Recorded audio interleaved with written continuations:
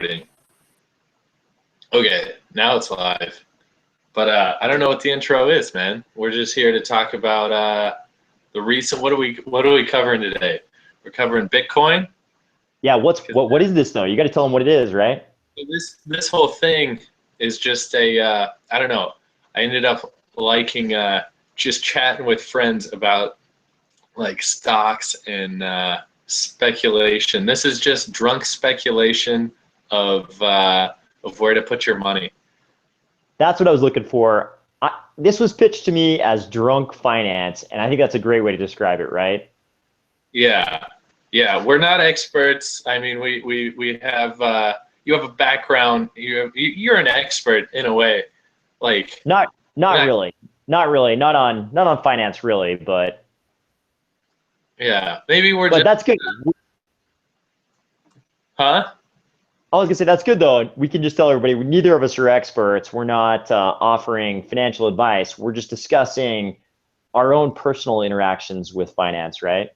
In a Right. drunken. We need to say something like that to cover, to just in case somebody went off and put money into something and then sued us. This isn't to put money in anything. Don't listen to us. Don't take this isn't advice. This is just we're just drinking and I don't know why I put the label out. This isn't even Captain Morgan. This is yeah. What are you drinking right now? So I'm drinking. Let me grab it right here. So I'm drinking Donegal Estates right here. So I think a lot of people have had this by now. It's actually made by a good distillery in Dublin, and some guys. I think they're called Star Distributing, something like that. Some guys I think in Long Island decided to have this distillery in Dublin start bottling up some of the whiskey they already produced and putting this label on it. And so the guys in Long Island, I think they're the ones who decided to call it Donegal Estates. So Donegal's a place in on the other side of the island from Dublin where it's actually produced, but they chose this name Donegal Estates. They're calling it that. It's not from Donegal, has nothing to do with Donegal. It's from Dublin, but it's pretty good Irish whiskey for the same price as Jameson. My family's ancestrally from Cork, County Cork in Ireland, so I'm a Jameson fan anyways because where Jameson's made. But for the price, it's about the same money, and Donegal Estates is pretty damn good. So that's what I'm drinking tonight. So Andy is drinking something much more interesting than simple commercial Donegal Estates. And I don't know if you want to say exactly what it is, but maybe you I don't know. I don't think anybody could really get in trouble. I don't even know really what moonshine is. I don't know what it is, but I'm up here in Canada, and I got a guy to get me some real backwoods moonshine. Some real like, I mean, they sell it out of the back of. I'm not going to say where. It's it could be laser tag or a bowling alley or something like that. I don't want to get anybody in trouble, but it's some real like make you go blind moonshine. That's awesome, dude. Well, let's hope it doesn't attack your optical nerve. I guess if they take the heads out of the heads and the tails out, and they just take the hearts out of the still. I hear that takes away all the compounds that attack your optical nerve. So hopefully that's the case here. Yeah, right. That's there was some guy. I don't know. I'll tell you this story later. This has nothing to do with. It's a long story. Andy's in. You want to say exactly where you are? Oh, I'm up in Cape Breton Island in Nova Scotia right now. So Andy's in Nova Scotia. I'm back in Salt Lake. How is Nova Scotia, anyways? Oh, it's great, man. There's nobody here for like I'm on the Cabot Trail, and so there's nobody here for like an hour. Like 60 miles away is like the closest city, Sydney, and so other than cooking, I just like I don't know. I just hop on E-Trade and like speculate, and that's what kind of brought me to this. Okay. And then yeah, I don't have anybody to really drink with up here. So and my rule is I never drink by myself. So I think I think drinking over the internet is my out. Hey, that's the way I'm kind of break the rule. I think in our digital society that counts as social. So okay, so you're on E-Trade. When you go on E-Trade, what are you doing? What are you doing on E-Trade? What's going on? What's the Andy financial program right now? On E-Trade, that's where I only do, once I decide something, I go to E-Trade because that's where the money is. But I usually use Yahoo Finance for Okay. for my speculation, and I like them because I just go to market movers and I just look at the things that went way up or went way down or had the most volume, and I just look at that and why, and then I just talk to somebody about it. It's usually the big ones going up are like pharmaceutical companies, and I don't follow up on them. I don't know if they're good or bad to go in on when they go up like that. And then the ones going down recently, yeah, I guess have been banks with Brexit, with all that, with Britain leaving. They're not here anymore. Woo! They're not in the EU. That's pretty big. So there's a lot of big global kind of events going on that I'm sure we'll get into in this podcast. So basically, right now you're looking at Yahoo Finance and you're picking stocks and you're buying and selling them on E-Trade. Yep, that's where I'm at. What about you? What is your situation? Oh, so I guess I should say this just to put the disclaimer out there. So I was a securities attorney for about half a decade here in Salt Lake City, but nothing in this podcast should be construed as legal advice or financial advice in any way. We're just discussing various things here. We're not offering any advice of any kind, but definitely not legal advice. In fact, my license with the bar is on ice right now, so I'm actually an inactive member of the bar. But so I'm like 100% interested in crypto markets right now. I'm like 100% dealing in cryptocurrencies. But let's get into that. Let's talk about equities first. So obviously, as a securities attorney, I was mainly dealing with the issuance of securities and like mainly equity securities, stuff like that. Okay, so let me ask you this. I'm super curious about this since I never dabble in equities at all, which I know is like kind of like heresy, I'm sure, to a lot of the mainstream investors, because crypto is sort of like the ridiculous. It's like the investing version of the tinfoil hat crowd to mainstream investors. But as a guy who's buying people, day traders will look at you and be like, whoa, I don't touch that cryptocurrency shit. Oh yeah, for sure. It's like, I mean, I fully accept that the cryptocurrency markets are kind of like it's like a bunch of guys talking about the Illuminati trying to talk to people about the U.S. general election. You know what I mean? That's how far apart those two crowds are, I feel like.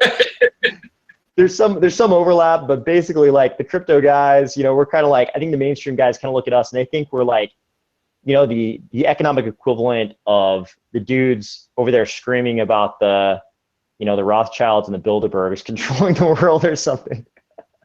So, but I'm really interested since you do actually buy stocks. I'm really interested. So, what are you as an individual investor? What are you looking for? So you go on Yahoo Finance and you're looking at stocks that have made some movements that day that are registered. Or I shouldn't use the word registered because that's a securities term, but they're on the radar of Yahoo Finance.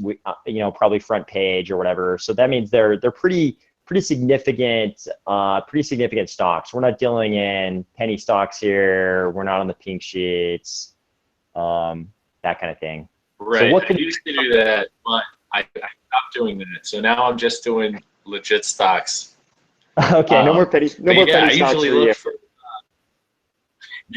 Yeah, those were great, but you got to spend like it's like 8 hours a day. You just have to be wired to your computer and like I'm for them. I would advocate, like, if you only have like a couple $100 to invest. Like, well, probably not actually. I wouldn't say that at all. Like, if you have like whatever money you would use to go to Vegas, and you can't like afford a ticket to Vegas, just on a penny stocks. Just get in with the pink sheets, get in on all the right forums and meet the right people, and like just start, like, I don't know, just do a lot of research on it before you go in on anything. But it's kind of fun, because you could double your money in like a day.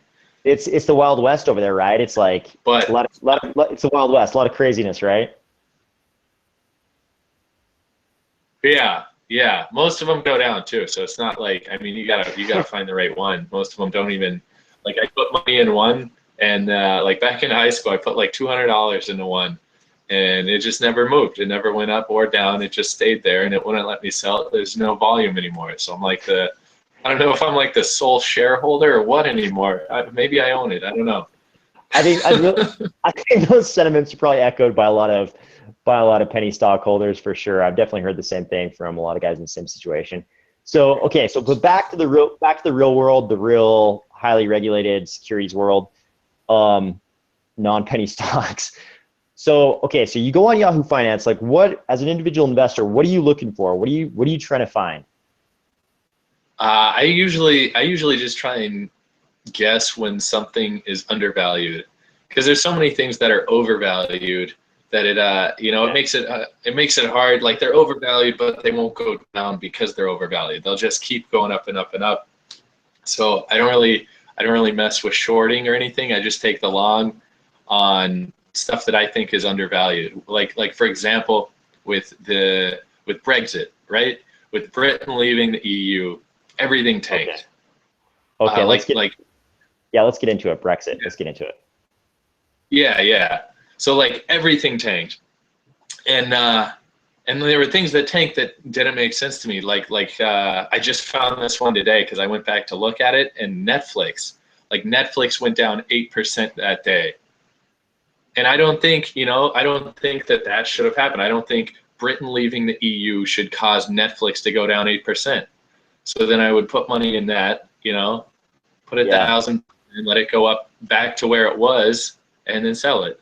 So that's what I did. I didn't do that with Netflix, but I did that with uh, Delta. So that was the one that I was looking at for the past Yeah. week. Yeah. Yeah, but there's all these ones. I mean, the banks, it makes sense that those go down, but there's all these other ones that it wouldn't make sense, like tech companies that Yeah. have nothing to do with Britain or the EU, and they all Hmm. just tank because people are selling everything. So it's just like, all right, well, now that it's cheap, you could buy it and it goes back up. And like, if you look at Netflix, that's exactly what it did. It went down 8%, and now it's up, 12% from there. Yeah, I know this gets discussed. This gets discussed to death for sure in financial media, but it's definitely like sort of like the economic equivalent of life imitating art in the sense that people after the 2000, 2007, 2008 Great Recession, it's like they sort of like they have a heightened sense of the interconnectedness of everything, and they're like, something big and it's is happening and it's bad in Europe, of course it's going to affect everything, right? And it's sort of like, even if that weren't really the case, like, are people really going to, use Netflix less because of Brexit, or is Brexit the first domino that's going to knock over all these other dominoes and lead to people using Netflix less and less Netflix revenue and that kind of stuff?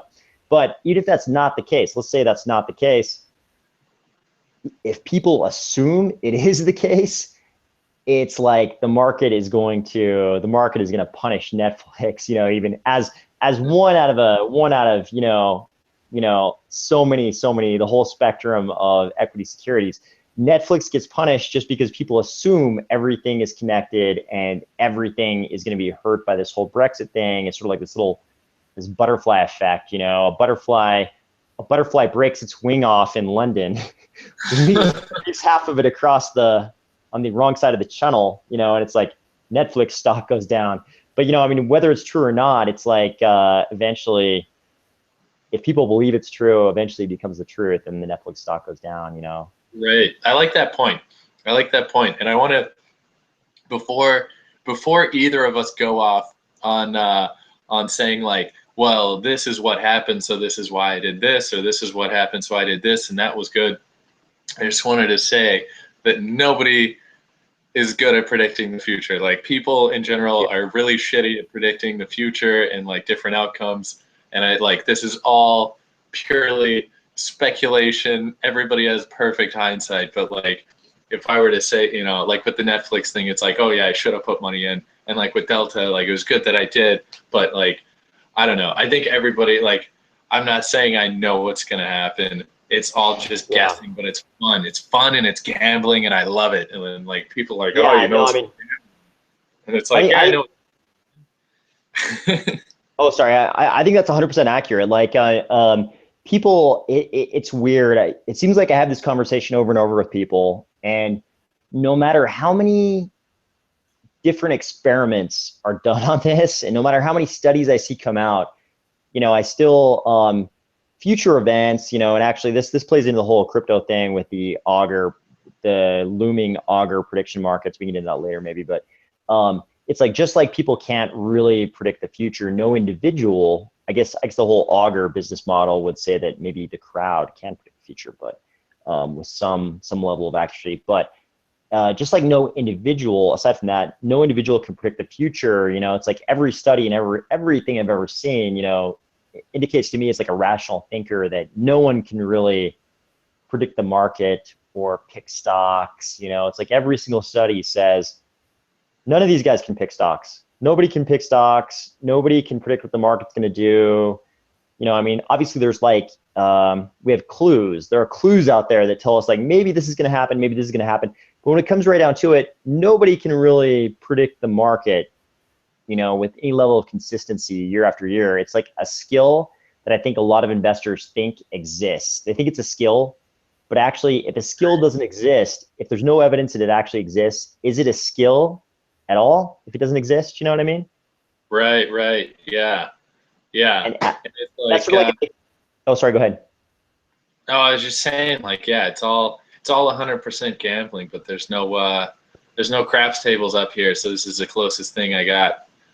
Yeah, it's like, it reminds me of technical analysis. Like I see people, obviously in the crypto markets, you've got a very sort of like an amateur level, super amateur level version of what happens in the equity markets, because it's just so exponentially smaller. But I see people, very, very committed to technical analysis. They're on the charts. They're, drawing Bollinger Bands, the Ichimoku clouds.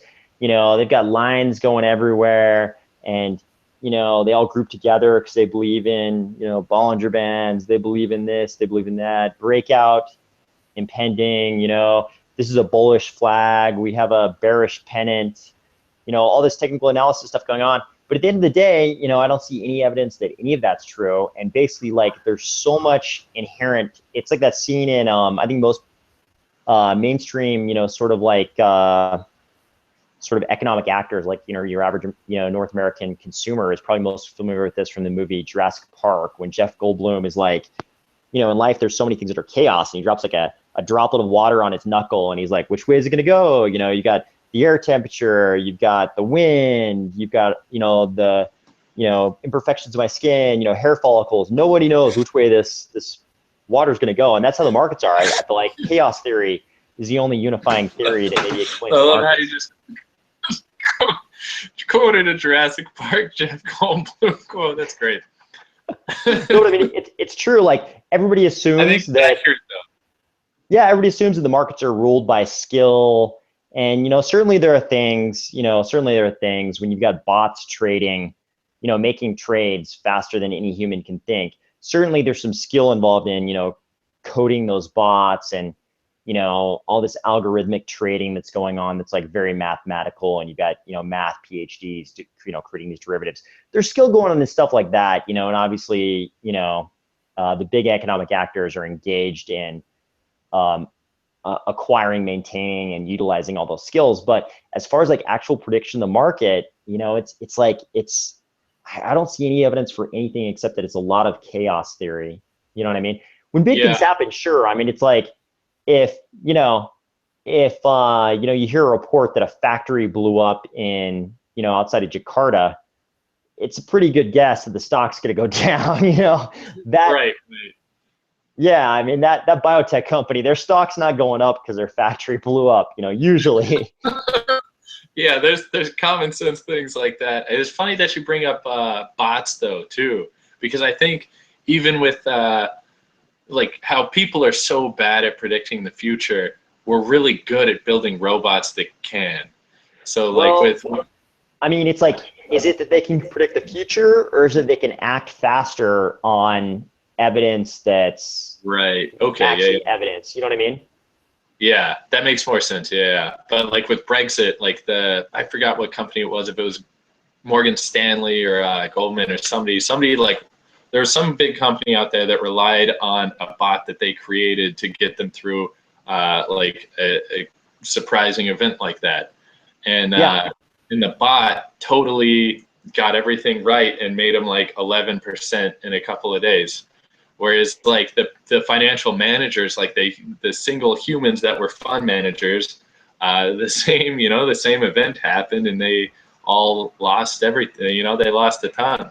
So I think you're right with like the bots are a lot better at reacting quicker and a little more accurate. They don't overreact to things. I mean, they're robots. I think we're good at building robots, but I don't think we're good individually at figuring out what's going to happen with any one economic event. Yeah, it's so interesting because like obviously like one of the big advantages of sort of like code based training so bots are doing, right, is that there's no emotion involved. Like you give it a set of rules and you're like, no matter what, no matter how emotionally connected you are to not losing on a certain position, you're going to make this trade if the following preconditions exist, right? And I mean, Right. that's where humans fall down. It's like, I think in the very small amount of game theory that I studied in college, one of the most striking things to me was that humans are generally willing to take much greater risk to recoup losses than they are to make new gains, right? And I mean, you can even see this in Vegas casinos. If somebody goes in there and they lose, if they go in there and they lose $2,000, all of a sudden they're going to start taking huge risks they never would have at the start of the night because they're trying to win back that $2,000. But it's not really rational behavior because, if they gain $2,000, it doesn't matter if they're winning back stuff they've lost or if they're making new money. It's the same risk. But humans don't think that way. To them, it's emotion because they're tied to that $2,000 they lost. They feel like they deserve it back or something. Right, right. But bots don't do that. If they lose money, they're just like, doesn't matter. I'm in a new state. My state right now is try to make money. Doesn't matter if it's lost money or new money. They're just trying to make money. So they're not emotional about it, That's a good point. Yeah, I studied that a little bit too, and like that's totally true every time. Like they do that. They've done that study over and over, and people will always risk more to get back to zero than they do to get from like when they're winning. Yeah. It's not rational behavior. It's very human. And traders, definitely economic actors in the market, they exhibit this all the time. Yeah. Let's go on to did you do anything with Brexit or no? Did you like I know Yeah, you're no, no, cryptocurrency. Do you yeah. do So equities? no, I never trade in any equities whatsoever. Just because in my time in securities law, I saw, it's like I think I saw sort of a different side of the equities markets than maybe a lot of traders see. And so after that, it didn't heighten my interest in the equities markets for sure. So I don't trade in any stocks at all. All my stuff is crypto securities right now, which is I'm not saying that's a sound investment philosophy. It's just where my interest wheelhouse lies right now. But Brexit, any kind of financial crisis has huge impacts on the crypto markets, almost more on the level of these emotional associations we've been talking about than sort of rational trading, because there's this seemingly widely held belief in the crypto markets that any financial crisis. Hold on. Before that thought comes out, just for anybody that's watching that doesn't know what cryptocurrency is or doesn't know what Bitcoin is. Okay. So let's go back to the beginning real quick. Good idea. So in around about 2009, a person or a group of persons or an institution, nobody really knows what, something or someone called Satoshi Nakamoto basically made an invention, right? Let's say they made an invention. It was an idea. They created this white paper all about peer-to-peer electronic currencies, right? So he called it Bitcoin. And nobody knows who this guy was. We've had a bunch of guys claim to be him, or people had suspicions that certain guys were him, like Dorian. Craig Wright is a guy who claimed to be him, kind of. Nobody knows who this guy is, right? Which is one of the beauties of the whole crypto ecosystem. Nobody knows who the inventor of this whole schema was, But so anyways, he had this idea. He's like, okay, here's what we're gonna do. We're gonna use this thing called SHA-256. So SHA-256 is this algorithm that I believe was developed by the NSA, right? It's a cryptographic algorithm. Cryptography is, creating codes, undecipherable ciphers for sending special intelligence back and forth, when the Americans don't want the Russians reading their mail, that kind of thing. So they created this algorithm. So it's a hashing algorithm. It's a secure hashing algorithm, SHA-256, secure hashing algorithm, 256, bytes or whatever, points. So basically, like, it's this mathematical formula, and you can put any number into kick out a number on the other side. The cool thing is, whenever you put the same number in the front, it's always going to kick out the same number in back. But you can never take that number in back and put it back in and get the number on the front side, right? And that's like a pretty profound notion. It's this mathematical operation. You put something in it, it always returns the same thing on the backside, but you can never go backwards, right? So the really cool part about this is, SHA-256 is utilized in a couple different ways, right? So we have Bitcoin addresses, right? We have these Bitcoin addresses, and the address is that back end number, right? That's sort of like the public number you can give to anybody. Like if Andy wants to send me a bunch of Bitcoin right now, a bunch would be a lot, like $659 right now. But let's say he wants to send me, some piece of a Bitcoin, $100 worth. I can give him my public address. He can send that money to my public address. We'll get into how that money's sent and how it's processed, all that kind of stuff, the whole mining process. But the cool thing is, he will never be able to guess my private key, the number on the front end that produces this number. So this front end number, the private key, becomes sort of like my password. It's sort of like I have this username I can give to anybody, and I have this password. And just by putting my password into the machine, the algorithm, it'll always tell me what my username is. So it's so cool that way. So all the private keys, sort of like the passwords, and the public key, like the username, are linked by this algorithm that only goes one direction. So there's no way to reverse engineer it to steal the usernames. Yeah, not until we get to quantum computing. When we get to quantum computing, it's all screwed up. Every Bitcoin, cryptocurrencies, they're all screwed. We have to come up with new algorithms. We'll no longer be able to use SHA-256 when we get to quantum computing, right? We're not there yet, so no worries. But when we do, sell your Bitcoin. That's not advice. I'm saying what I'm going to do. But anyways, so I mean, right now, the number of possible addresses we have on this back end are like equivalent to the number of atoms in the sun, right? That's how many possible addresses we have on this back end. It's like an astronomical, inconceivable number. You can't even understand in your own brain as a human how many possible numbers this is, right? It's crazy. Okay. So there's no way to guess this number based on this number. It's impossible right now.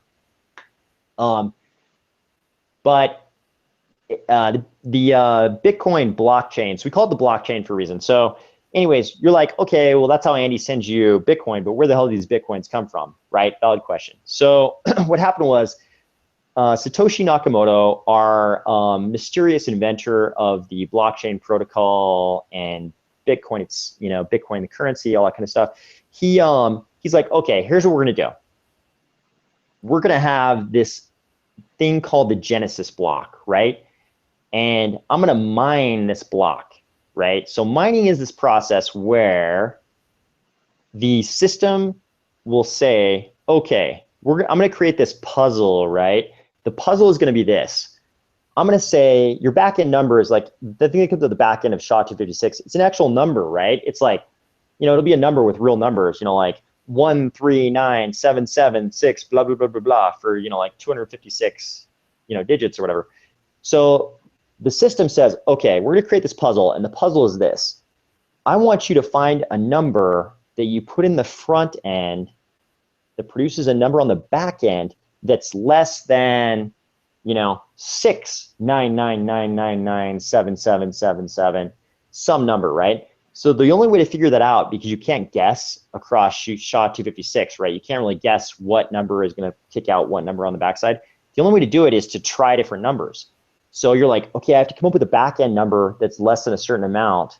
So I'm just going to run numbers through SHA-256 until it gives me a number that's less than the target number. So you go, what does 1 kick out? What does 2 kick out? What does 3 kick out? What does 4 kick out, right? So the way the blockchain works, you got a bunch of different guys putting these numbers in, trying to be the first one. They're like racing to see who can kick out, who can figure out what's a number that kicks out a low enough number to satisfy the target number, right? So in the Genesis block, Satoshi's the only one involved right now, right? He's the inventor. So of course he's the first one who solves the puzzle and figures out what number kicks out the right number on the back end to meet the target value that's less than the target value. So the cool thing is, if you solve the puzzle, you get a reward, and that reward is Bitcoin, right? That's how Bitcoins are birthed. That's how they're mined. So Satoshi solves the first puzzle. He gets all the Bitcoin. That's the reward. Then he solves the second puzzle. He gets all the Bitcoin. Solves the third puzzle. Gets all the Bitcoin, right? So the cool thing, though, is then Satoshi, he has all his Bitcoin. Now he can start sending it to people. So he's like, okay, I'm going to send this Bitcoin to this guy who I've been talking to on the Cypherpunks discussion forum on the internet. And that's going to be the first Bitcoin, transfer, right? The first transaction was the $10,000 pizza, and we can talk about that later. But he's like transferring coins to somebody else. The cool thing is, here's how the blockchain really works. So the blockchain isn't just to mine and create the Bitcoin. So the next time, after the Genesis block, which was the first block, the next block, or the third block, or I don't know which block held the first transfer of Bitcoin, but as soon as you transfer a Bitcoin, then not only do you try to guess a number that kicks out a number below the target value on the back end, but you also include the data on all the transfers that have happened. Not really all the transfers, but all the transfers that have happened since the last block, right? So as soon as he makes a transfer to somebody, he's like, okay, now I have to guess not just the number, which we call the nonce. It's called the nonce in cryptography, right? The number that kicks out the target value, but I'm also going to combine that number with the data on all the transfers since the last block, right? So it's like, I'm going to include the number, I'm going to guess those numbers, and I'm going to include data that shows, oh, I sent a Bitcoin from my address, which I created using SHA-256, right, to this other guy's address, which he created using SHA-256. And that's how we're going to keep track of all the transfers. And then they do block after block after block, and every block includes all the transfers since the last block. That's what the blockchain is. So every single Bitcoin that's out there, we can track it. Right now, you and me on the internet can track where it came from, every address it's ever been to, all the way to the block where it was issued as a mining reward to whoever solved the puzzle that time. That's what Bitcoin is. But more importantly, that's what the blockchain is. And the blockchain powers more than just Bitcoin now. We've got Litecoin was the first altcoin, right? These are units of measures of value, just like Bitcoin. Yeah. Not Bitcoin, but also based on the same blockchain system. Ethereum is probably the second most important now. We've got Litecoin, and there's 100 other ones now. Okay. That's what and that also limits it, right? So there could only be a certain amount of Bitcoin, right? It can't go on forever. Bitcoin, it's capped at 21 million.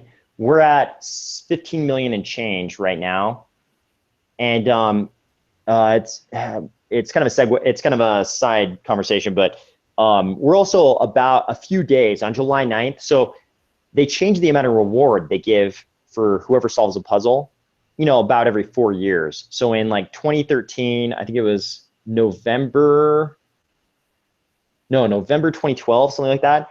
They went from giving 50 Bitcoin as a reward each time to 25. And then on July 9th, go from 25 to 12. That's called the halvening or the halving. but basically they're halving the reward they give each time. So obviously, like when they give these rewards to the miners, the guys who sell the puzzle card miners, some of those guys just turn around and sell the Bitcoin immediately on the markets, right? Now we have like these exchanges. We've got Bitstamp, we had Mt. Gox, which is a huge debacle back in December 2013, January, February 2014. We've got Kraken in California. We've got Bitfinex in Hong Kong and Singapore. We got Bitstamp in Slovenia. So some of those miners just turn around and sell the coins immediately. So there's this constant like pushing of coins into the market that holds the price down. And when we have the reward, like on July 9th or thereabouts, depending on how they adjust the difficulty, we're going to get to 12 coins per block instead of 25. So half as many coins are going to hit the market, theoretically, if all the coins were sold by all the miners, half as many coins are going to hit the market every day, which really affects the price. Yeah. So that's why every Bitcoin guy right now is going crazy over a couple different things. One is the halvening, the other is the DAO and Ethereum and that whole thing we talked about too. Okay, so is the reason because it just spiked from like 360 past 600, and is that because they just lowered it from 50 to 25? So it's probably going to happen in a few days. On July 9th, the halvening is going to take place. Today is in the U.S. Today is in Scotia. Today is the 3rd of July. So 6 days from now, they adjust the difficulty depending on how many miners are mining. The difficulty goes up and down. So we don't know exactly when it's going to take place, exactly which block it's going to. We don't know exactly what block will be mined. But right now, it's scheduled to be about July. Okay.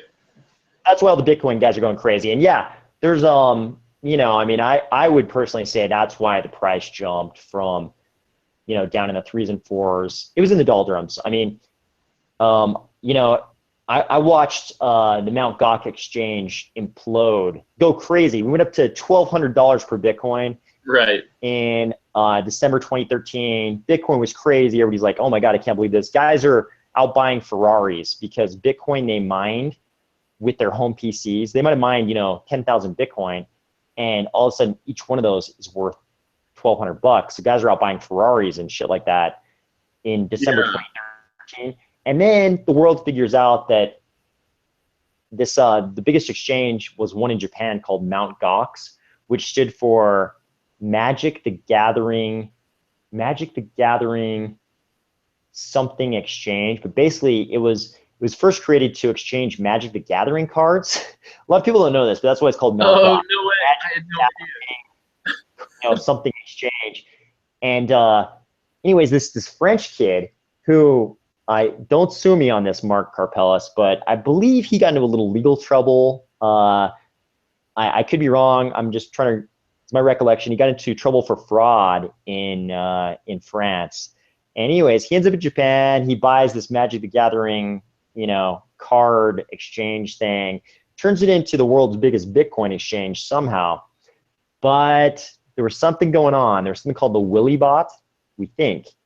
Anyways, they created a bot. We've been talking about bots. This is the perfect time. They created a bot in their exchange, and this thing was buying like crazy with fake money. That's the story. I'm not presenting that as fact. Don't sue me, Mark Karpellis, even though I think you're in prison. On the top of your screen, could you adjust your bandwidth down a little? Because you're cutting out, so that last part I didn't quite get. Let's see. I don't have the same screen you do. Let's see. Oh yeah, I can't adjust. Okay. I was just trying to see if you could adjust because I'd rather have the audio than the video, and I just missed the part where you were talking about the bots. Like it cut out right after you said bots.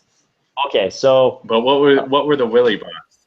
Okay, the story is, yeah, I don't think I have a way on my end because I'm not the host of the Google chat or the Google Hangout. I don't think I can adjust my bandwidth, but so the story is, I'm not presenting this as fact. Don't sue me, Mark Karpellis, but the story is there was this thing called the Willy bot, right? And this was a bot which was programmed to buy Bitcoin on the Mt. Gox exchange with fake money, right? It's all within the exchange, and they're the only ones who know if there's really money there or not. So apparently what was happening is, the story is that there was a bot who was buying Bitcoin like crazy but there was no actual money behind the buys. So all it did was spike the price of Bitcoin up, up, up, up, up until it got to 1,200. And then Mt. Gox imploded when price, came back down. Markets are cyclical. They go up and they come down. So everything was great while it was going up.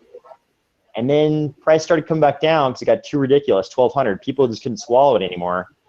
And then it turned out that money really wasn't there. All those buys, they were buys on the Mt. Gox ledgers, but there was no real money behind it. So people were trying to pull their money out after they made sells, and no money came out of Mt. Gox. And then everything exploded. That all happened in 2013, December, and then it just went down, down, down, starting in like January 2014 until it got, what did it go down to? Like 157.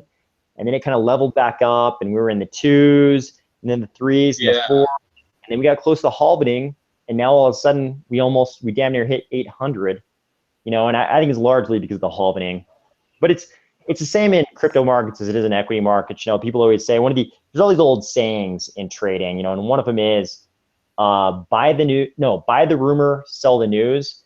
And my experience with halvenings, because I went through the Litecoin halvening, my experience is that that's correct. And a lot of people are saying, buy the hype that's involved with the halvening, buy on that hype, ride the wave, and then sell before the halvening actually gets here, because that's what everybody else is going to do when nothing happens. Okay, yeah. So it's even like pre-halvening. So like before the news even hits, it's already going to be over.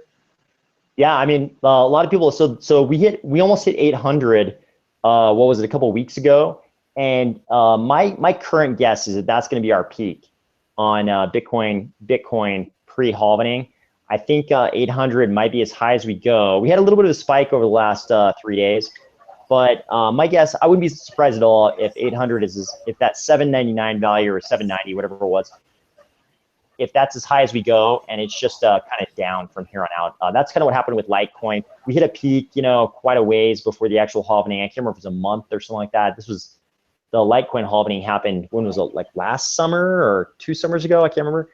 And but we hit a peak, well before the halvening, and it just kept going down, down, down from there. So I wouldn't be surprised if that repeated itself with the Bitcoin halvening on July 9th or thereabouts.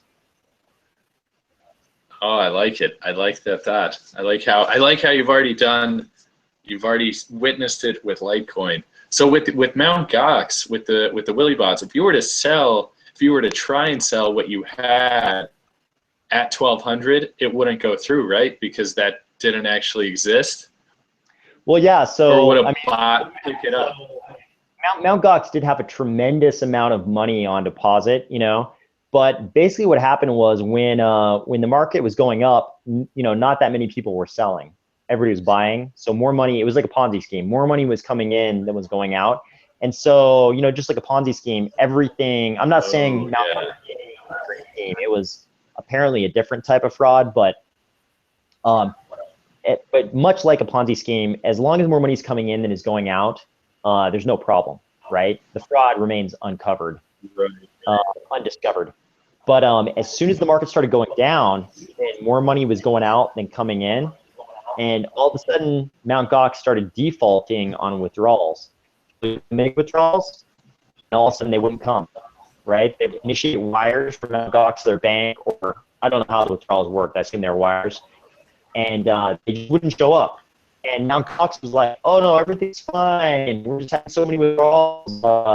It's longer delay than normal," but the truth was they didn't have that money, because that money never existed, because the Willy bot was just buying on the stocks and wasn't buying with real money. That's the theory.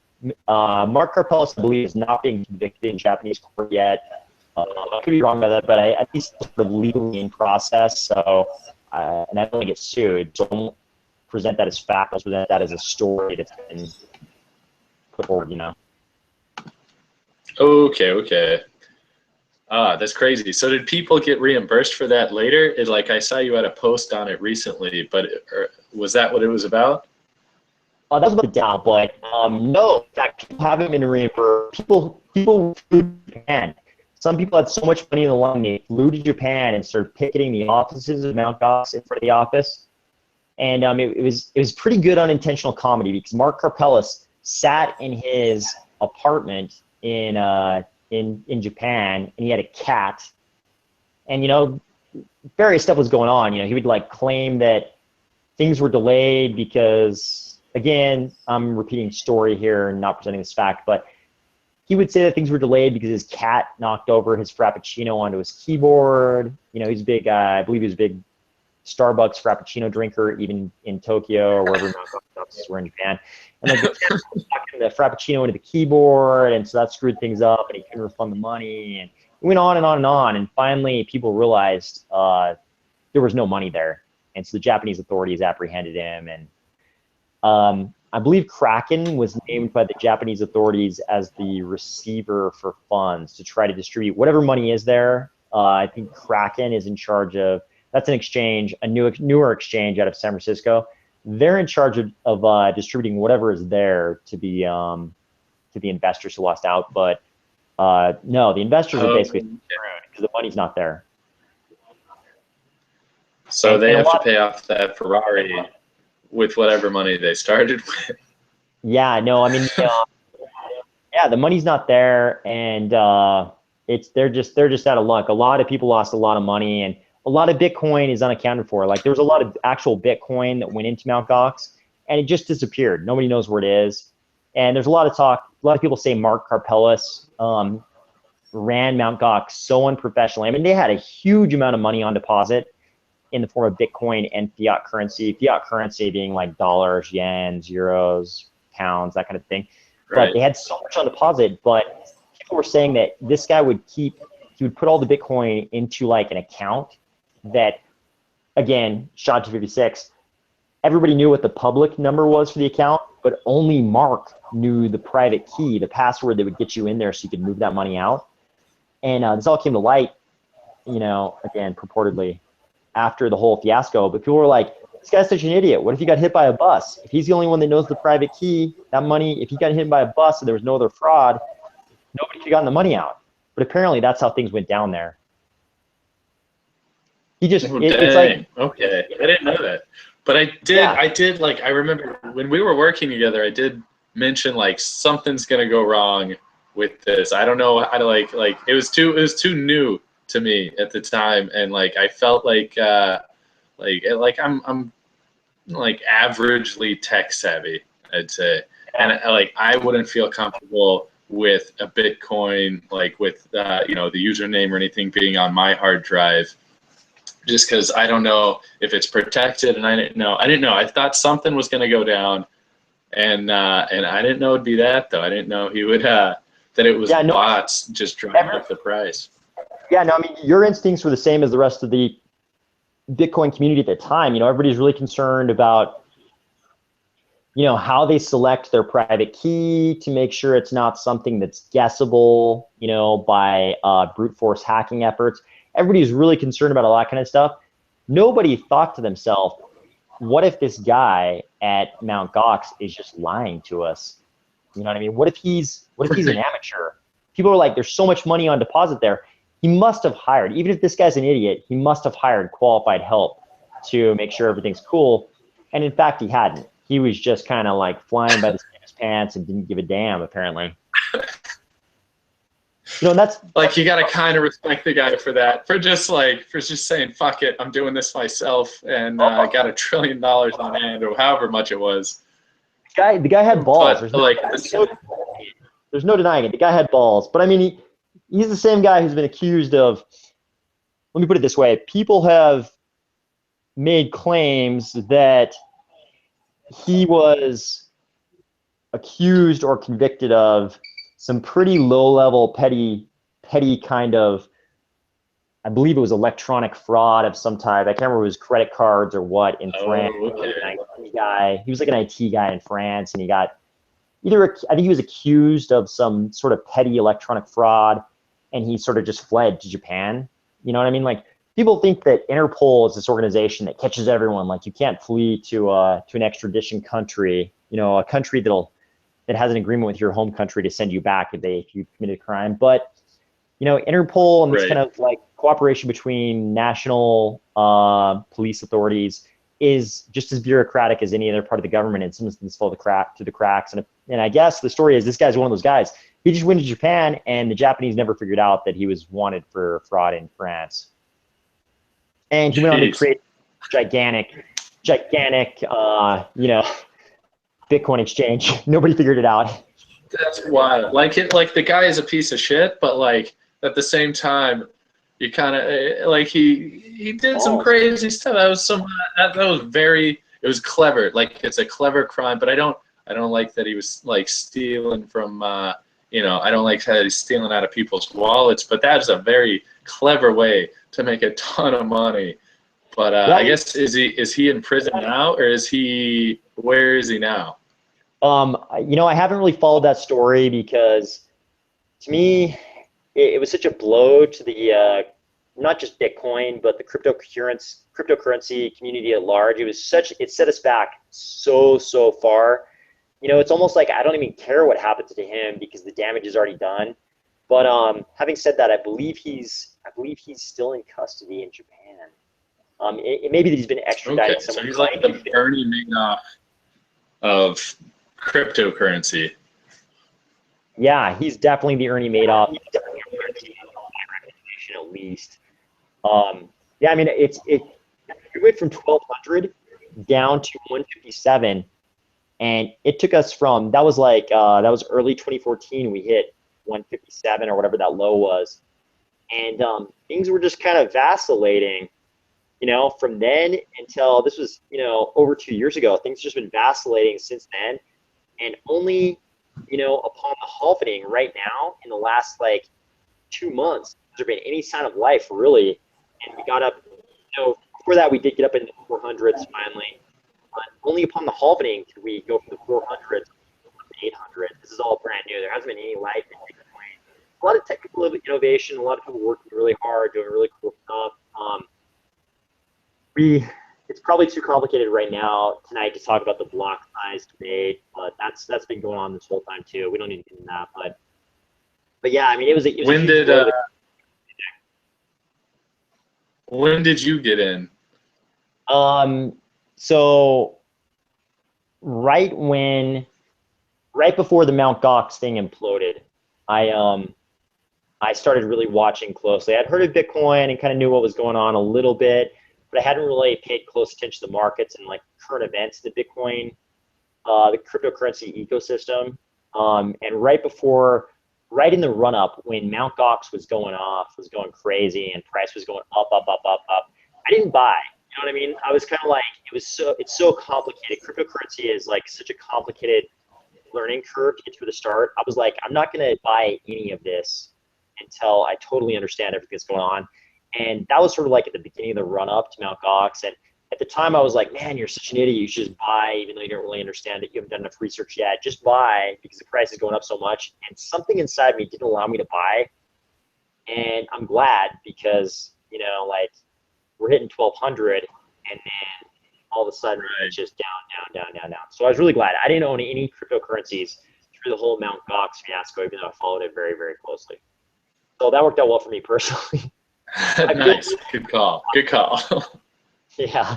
I think that's one of the biggest things. I don't know why. I think a gut feeling is one of the biggest things with buying and not buying. Because every time I've had that gut feeling of oh, should I buy? And then I still buy, and it's always shit.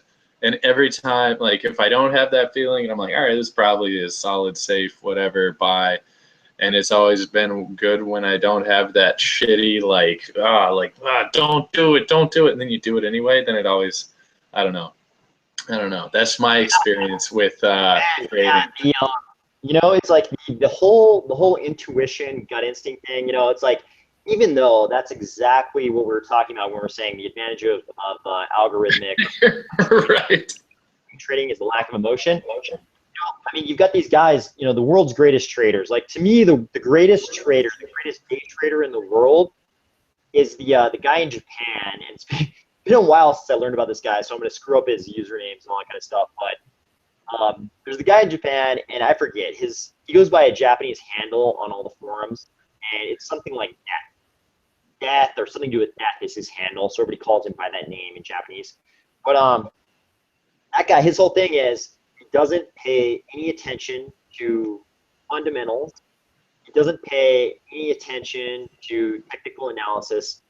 All he does, his whole thing is he's like, look, it doesn't matter what the company's worth, what the equity's worth, what the derivatives are worth, what the stocks, none of that matters. What it's truly worth doesn't matter. What matters is which way the market is going, right? So all he does is he goes to the trading forums and gauges which way the crowd is moving. And he doesn't fight the crowd. He's like, is the crowd turning against this stock? So I sell. The crowd's getting hyped with the stock, I buy. And that's all he does.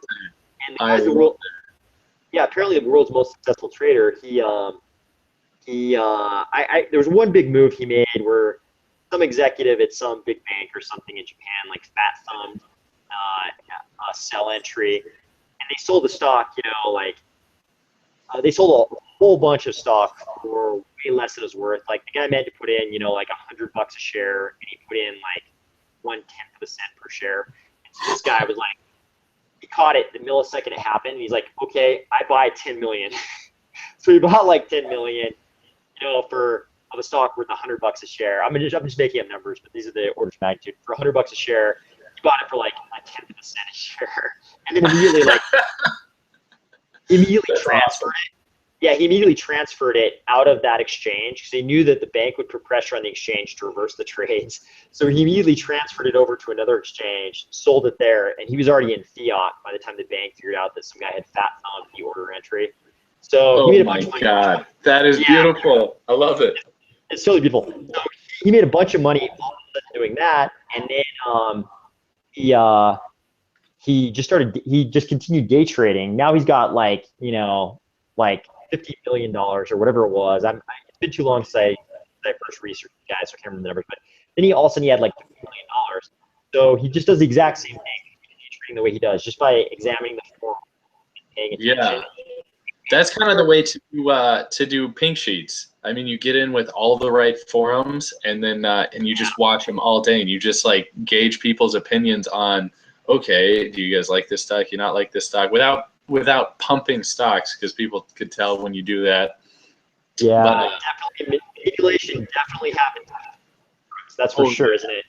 Oh yeah, but then you just watch it and read what everybody's saying for the whole day. Like, all right, are people going in on this, or which ones are people talking about most? Without you scrap out what people are pumping and you just look at like the news of what people are actually telling each other, and then you know that there's going to be volume on a stock, whether it's being bought or sold. You know that there's going to be volume with a penny stock.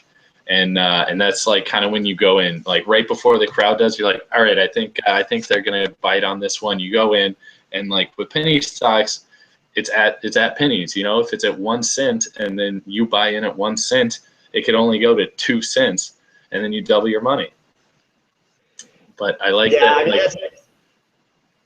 That's exactly how it works in cryptocurrencies. Like it's all the action happens, on Bitcoin talk forums, Reddit, and forums. Right. The only way to know what's actually going to happen is by sentiment in the forums. And sometimes it's misleading, but it seems like there's a ton of manipulation, just like with penny stocks, probably more so because it's unregulated. I mean, right. Penny stocks are the Wild West, but cryptocurrencies are the wild, wild, wild west. There's no regulation at all right now. There's not even a sheriff. There's not even a sheriff. It's like the securities markets before the 33 and 34 Act. It's like 1920s securities markets. They always say that there's a story about who's the story about? I can't remember. Some famous figure from that period. There's a story that he gave a talk and he was like, hey, listen, we need to make as much money on the stock market thing as we can before the federal government starts regulating it. And that's what cryptocurrency is. Regulation is like probably decentralization of blockchain-based cryptocurrencies presents some problems for regulation on a practical basis.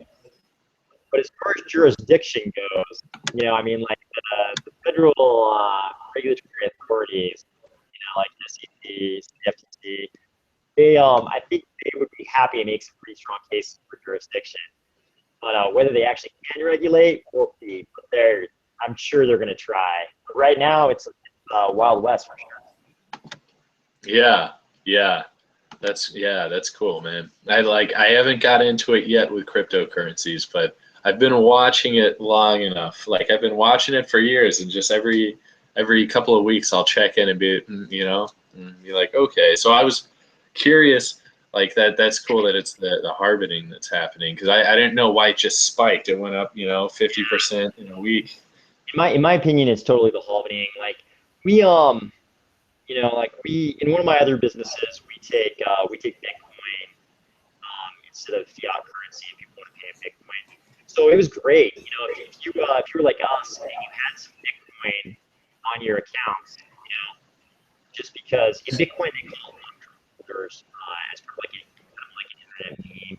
You call them hodlers, holders. So if you were like a hodler, right, which I was, the cryptocurrency I had, I wasn't actively day trading because ancillary problem.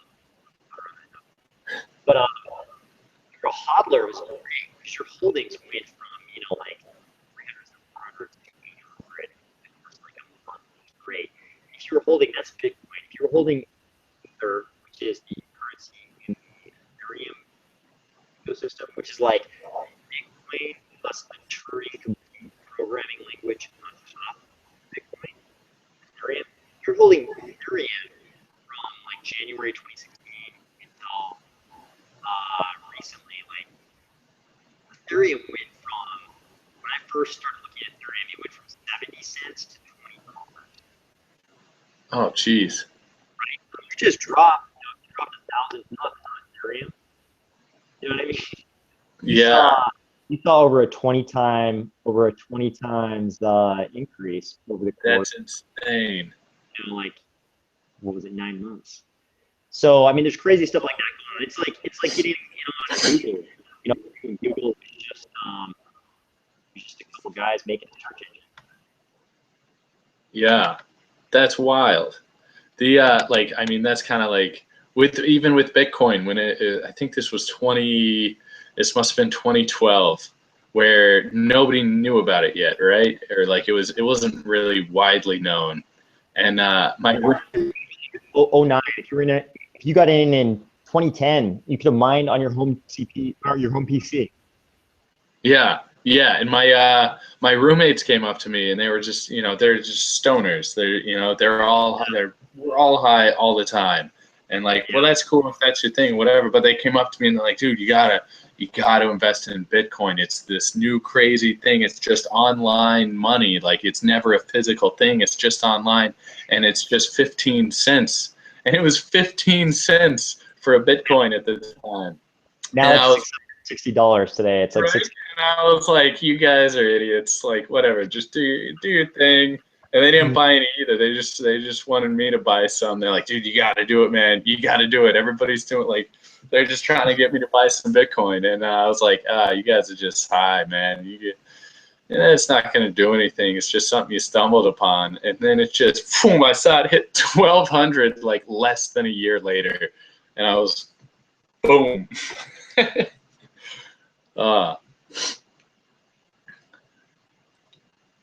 You froze up. Are you still there? Hold on.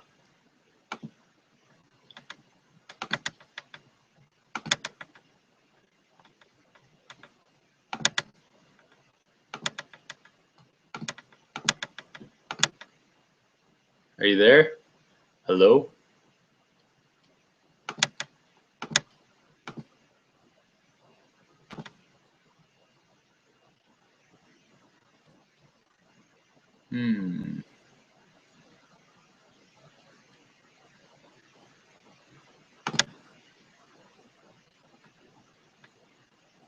Jack. Let's see. Can you hear me?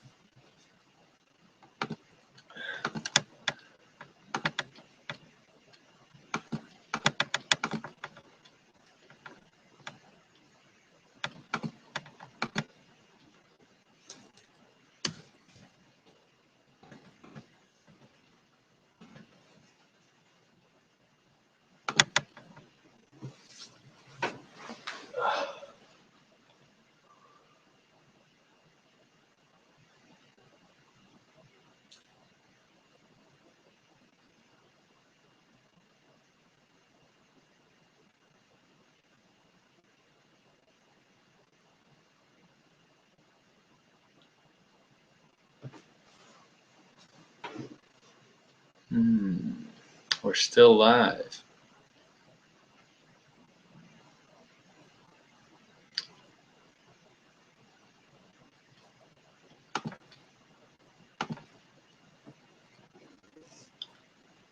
Oh, Jack, you there?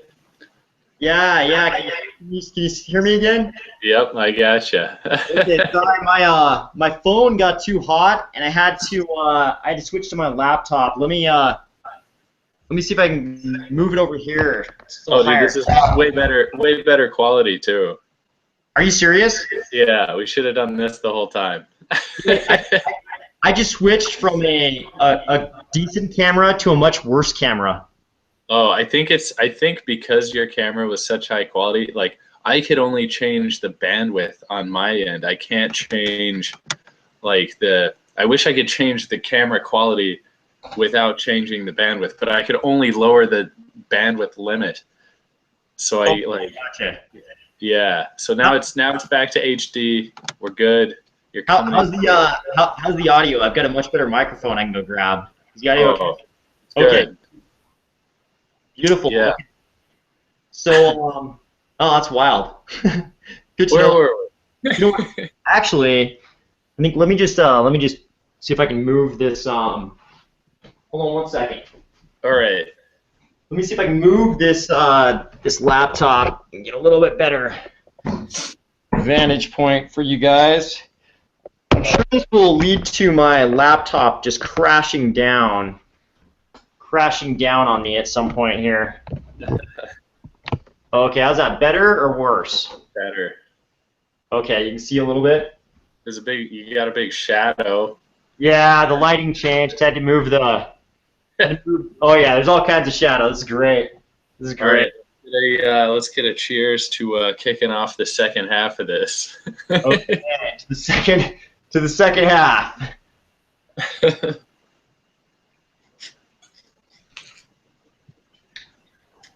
Oh my god. But, This shit is gross. This shit's nasty. They don't try and flavor it or anything. God, it sounds like it. It's like 75 or 80%. 75 or 80. It's like so we're talking like 100 and 150 proof. Yeah, about 150 proof.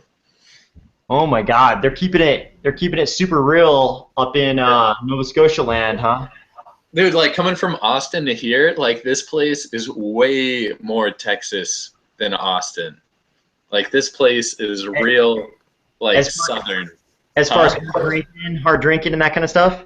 It's like everything about it. Like the people that like, I feel like I'm in a small Southern town. Besides the way they talk, you know, like they don't talk like this. They don't talk in a Southern drawl. like, oh, how are you doing there, buddy? And like I swear, like South Park had it right when they said everybody says buddy up here. Nobody says guy. Nobody says like, oh, hey there, friend, or hey there, guy. They always say like, oh, how you doing there, buddy? Like everybody calls everybody buddy here. Oh, really? Wow. Yeah. I always thought that was all bullshit with South Park. That's right? They nailed it with that. They nailed it with the buddy. Incredible. I'm amazed. I'm totally amazed. But other than the way they talk, I mean, like total Southern hospitality. Like people here are so nice. It's just a small town, so I don't know if it's like a small town thing or what. But that's great though. So everybody's cool. Yeah. Oh yeah. Damn, that's good.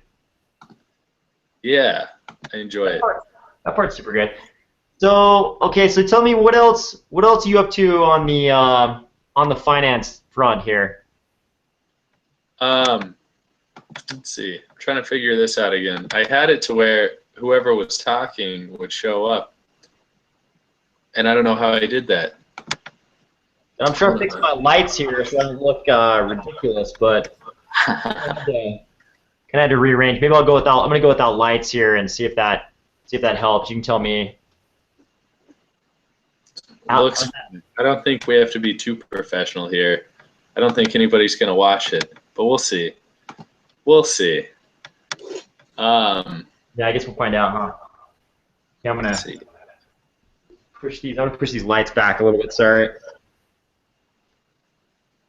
Yeah, but oh man, I don't know how I did that. Like it was set up to where now I want it back to where whoever's talking has the like becomes the, let's see, present to everyone. Let's see.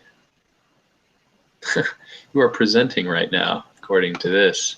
Oh yeah, it looks like I can switch back and forth. Looks like I can switch back and forth, and I'm on the laptop now. I can Okay. present different viewpoints or whatever. So anyway, so yeah, so tell me,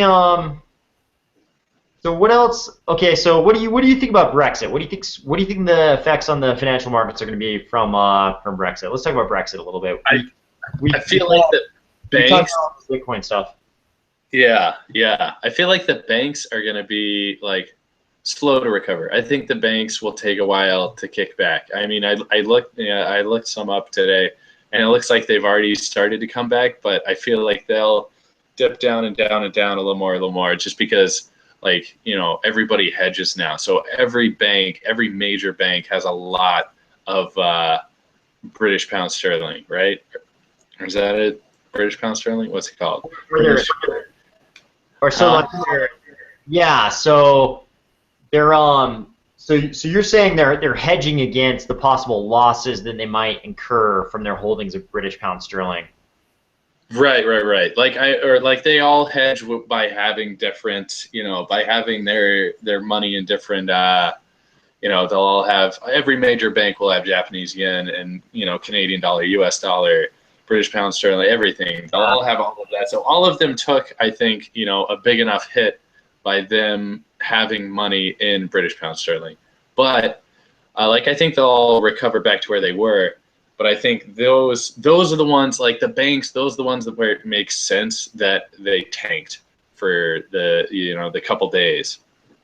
And okay. And and the ones, and this is all still speculation. Like I don't know anything about this. I'm like the most average. Like I don't study this. I just look it up on my phone in between, like when I have a break at work. Yeah. But like this is just my speculation on it. And I think like everything else will go back. I mean, everything else is already almost back to where it was. Like Netflix, Delta, like every industry is almost back to where it was. Like on like the day before. Okay, I got you. So you're saying the immediate effects of Brexit, maybe they're already recovering or they've already all recovered. But what do you think? So so we've got the UK as a whole voting leave Brexit, but we've got Northern Ireland voting leave Europe. Sorry, leave the EU. We've got Northern Ireland voting stay. We've got Scotland voting stay. All of Scotland, right?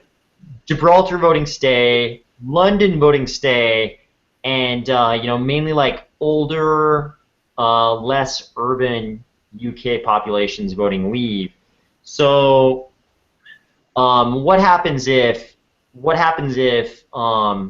Gibraltar, Scotland, Northern Ireland vote leave UK? Then they leave the UK, and then following question, just so you can address it all at once. Following question: what if the other part of this? What if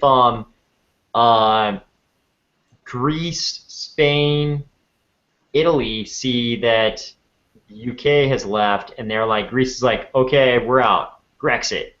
Spain is like, what do they call it? Spain, Spexit. Italy's like, I text it. What if they all leave and it starts dropping like dominoes? What about these rumors what about the people who believe that the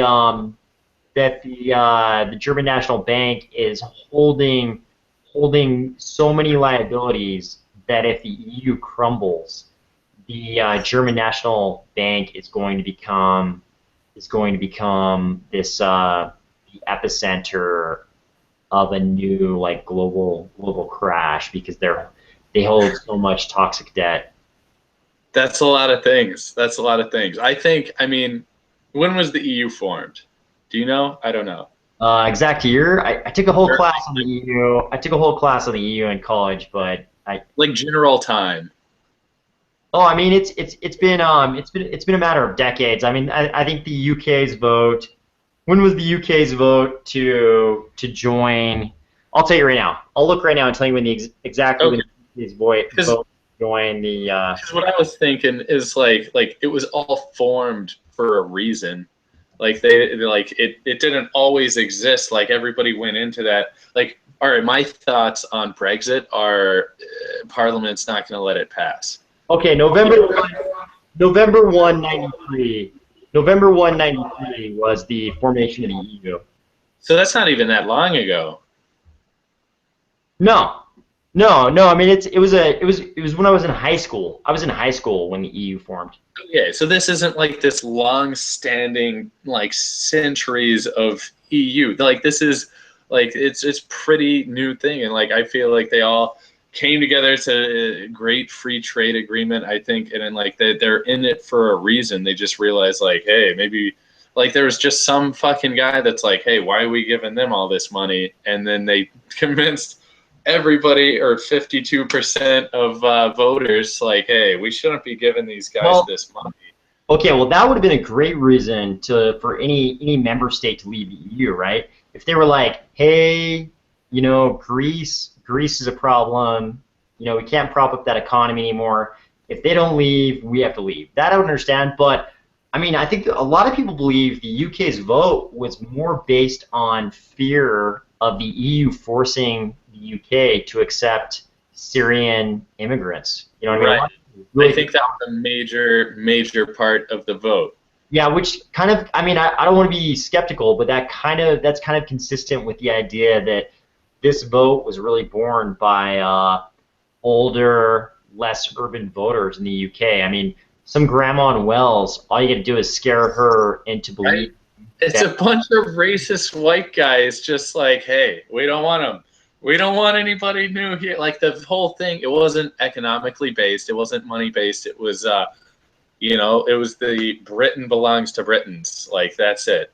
Yeah, And it's all like a bunch of racist old white guys, which pretty much rule a lot of the world.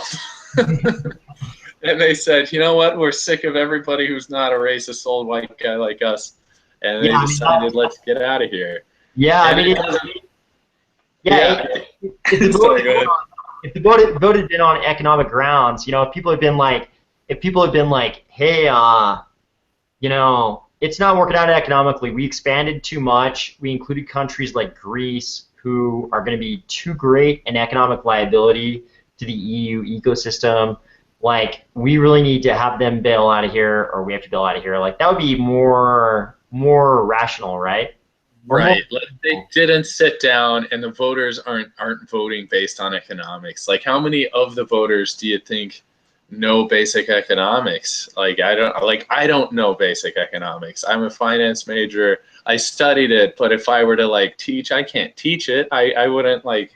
I don't know that much about it. I know very little about basic economics. Hey, speaking of that, did you see those awesome infographics on the BBC website? They had these awesome infographics that were like, how will Brexit affect, your average UK consumer? And it was like, they went through a lot of like high profile consumer goods. It was like, okay, cheese will go from an average of this price, per whatever, kilo cheese to this price. Like, I haven't seen that. it's awesome, man. They're gonna get pounded. Like, they're gonna get pounded, and like, what's really funny, like now, citizens of the UK, they can't go work in Spain, right? Like, if you're a citizen of the Republic of Ireland, you can go and get a job and work in Spain, no problem, no big deal, right? But if you're a citizen of Northern Ireland, actually, the people in Northern Ireland, they're actually eligible for Republic of Ireland passports, and that was one of the biggest Google searches as soon as the Brexit voting results became clear. Everybody in Northern Ireland was like, how do I get a Republic of Ireland passport? Because they're like, I want to be able to go work in Spain for the summer. Right. You know what I mean? Right. But if you're a UK guy, like the guys who are in Britain proper, not in Northern Ireland, but say you're an English guy in England, if you're in London, like as soon as this Brexit thing becomes real, which is going to be a long process, it takes like 2 years apparently. As soon as that becomes real, you're not going to be able to go to Spain and work for a year and chill out with hot Spanish chicks and then move back to London afterwards. Like, you're going to have to get a work visa. Right. Yeah. Like, it becomes a big pain in the ass. That's a real big change, right? It's pretty awesome. Like, can you imagine if we could just if we were like a very short Ryanair flight to a place like Spain, and you and I could be like, hey, dude, let's go. This cold weather sucks. Let's go down to Spain and work for 6 months, and legal as if we're in the same country. How awesome would that be, right? Yeah. And that's how it all formed at the beginning, right? And that's like everybody had this agreement with everybody, and it was I think just, again, I don't know anything, but like I think that's a good way to do it. I mean, that's like if it got too cold in Utah and you wanted to go work in New Mexico, and it's like, yeah, I'll go work in New Mexico, but it's like, oh no, I got to do all this paperwork and it's not even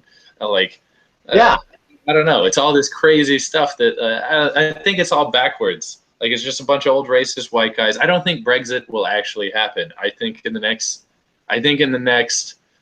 4 months, they're just gonna be like, no, we're not doing it. You know what? Like, the average voter is not educated enough to make a decision on this. They didn't know what they were voting for. We don't want to have to they'd have to renegotiate everything. Like, it would take years and years and years to renegotiate this. Even after they have 2 years, that's not enough time. That's no time at all. I haven't done anything in the last 2 years. Like, that's no time. Are you saying you can negotiate trade agreements between the UK and the EU yourself personally? And 26 other countries, and also figure out your currency, figure out the passport situation, figure out what you do with people living there. And like citizens, but they're not, but they are, but they're but they're brown, but like, oh, I don't know what we're gonna do. What if you're some guy? What if you're some guy from Spain? It's vice versa. You're some guy from Spain, and you moved to the UK in the '90s, and you built your whole life there for the last 2 decades. Yeah. And your whole life is in London, and now all of a sudden it's like, yo, man, you're not allowed to work here anymore. So much for your awesome restaurant or whatever it is you built in London. Insane, right? Insane. You have to reapply for a visa now. Right? That's crazy. Yeah, I think I did see headlines though on the European news outlets websites. I saw headlines the next day, and all the headlines I saw, I'll admit I didn't read them too carefully, but all the headlines I saw, the gist of them was basically that it was like Angela Merkel and Francois Hollande got together, and they're like, nope, no do-overs, UK. You guys voted, so now you're on that track. I don't know, because I saw a lot of headlines saying the same thing you did, and it's like, why don't we just have a do-over? Let's just re-vote once everybody comes to their senses, and let's not Brexit. But I mean, the stuff I saw was Angela Merkel and Francois Hollande saying like, hell no, no do-overs. You guys voted, now it's on. Right. I don't think there will be a new referendum. I don't think they'll do that over. But I do think that in Parliament they'll just not recognize it. They'll just be like, you know what? That's crazy. You guys sound crazy. I think let's just turn the other way on this one. And then they just leave everything, because all they want to do, like, as far as I don't know what their goal is in Parliament. Like the guys that were vote leave, that were like, what was that? Wasn't there a campaign like called Campaign Fear or something? I don't know. I only read headlines. I don't read the full articles. I just read headlines. Just scroll through headlines all day, and then base an opinion on that. I'm just as bad as any Brexit voter. That'd be a good name for the podcast. Drunken Finance. We only read headlines. I like that.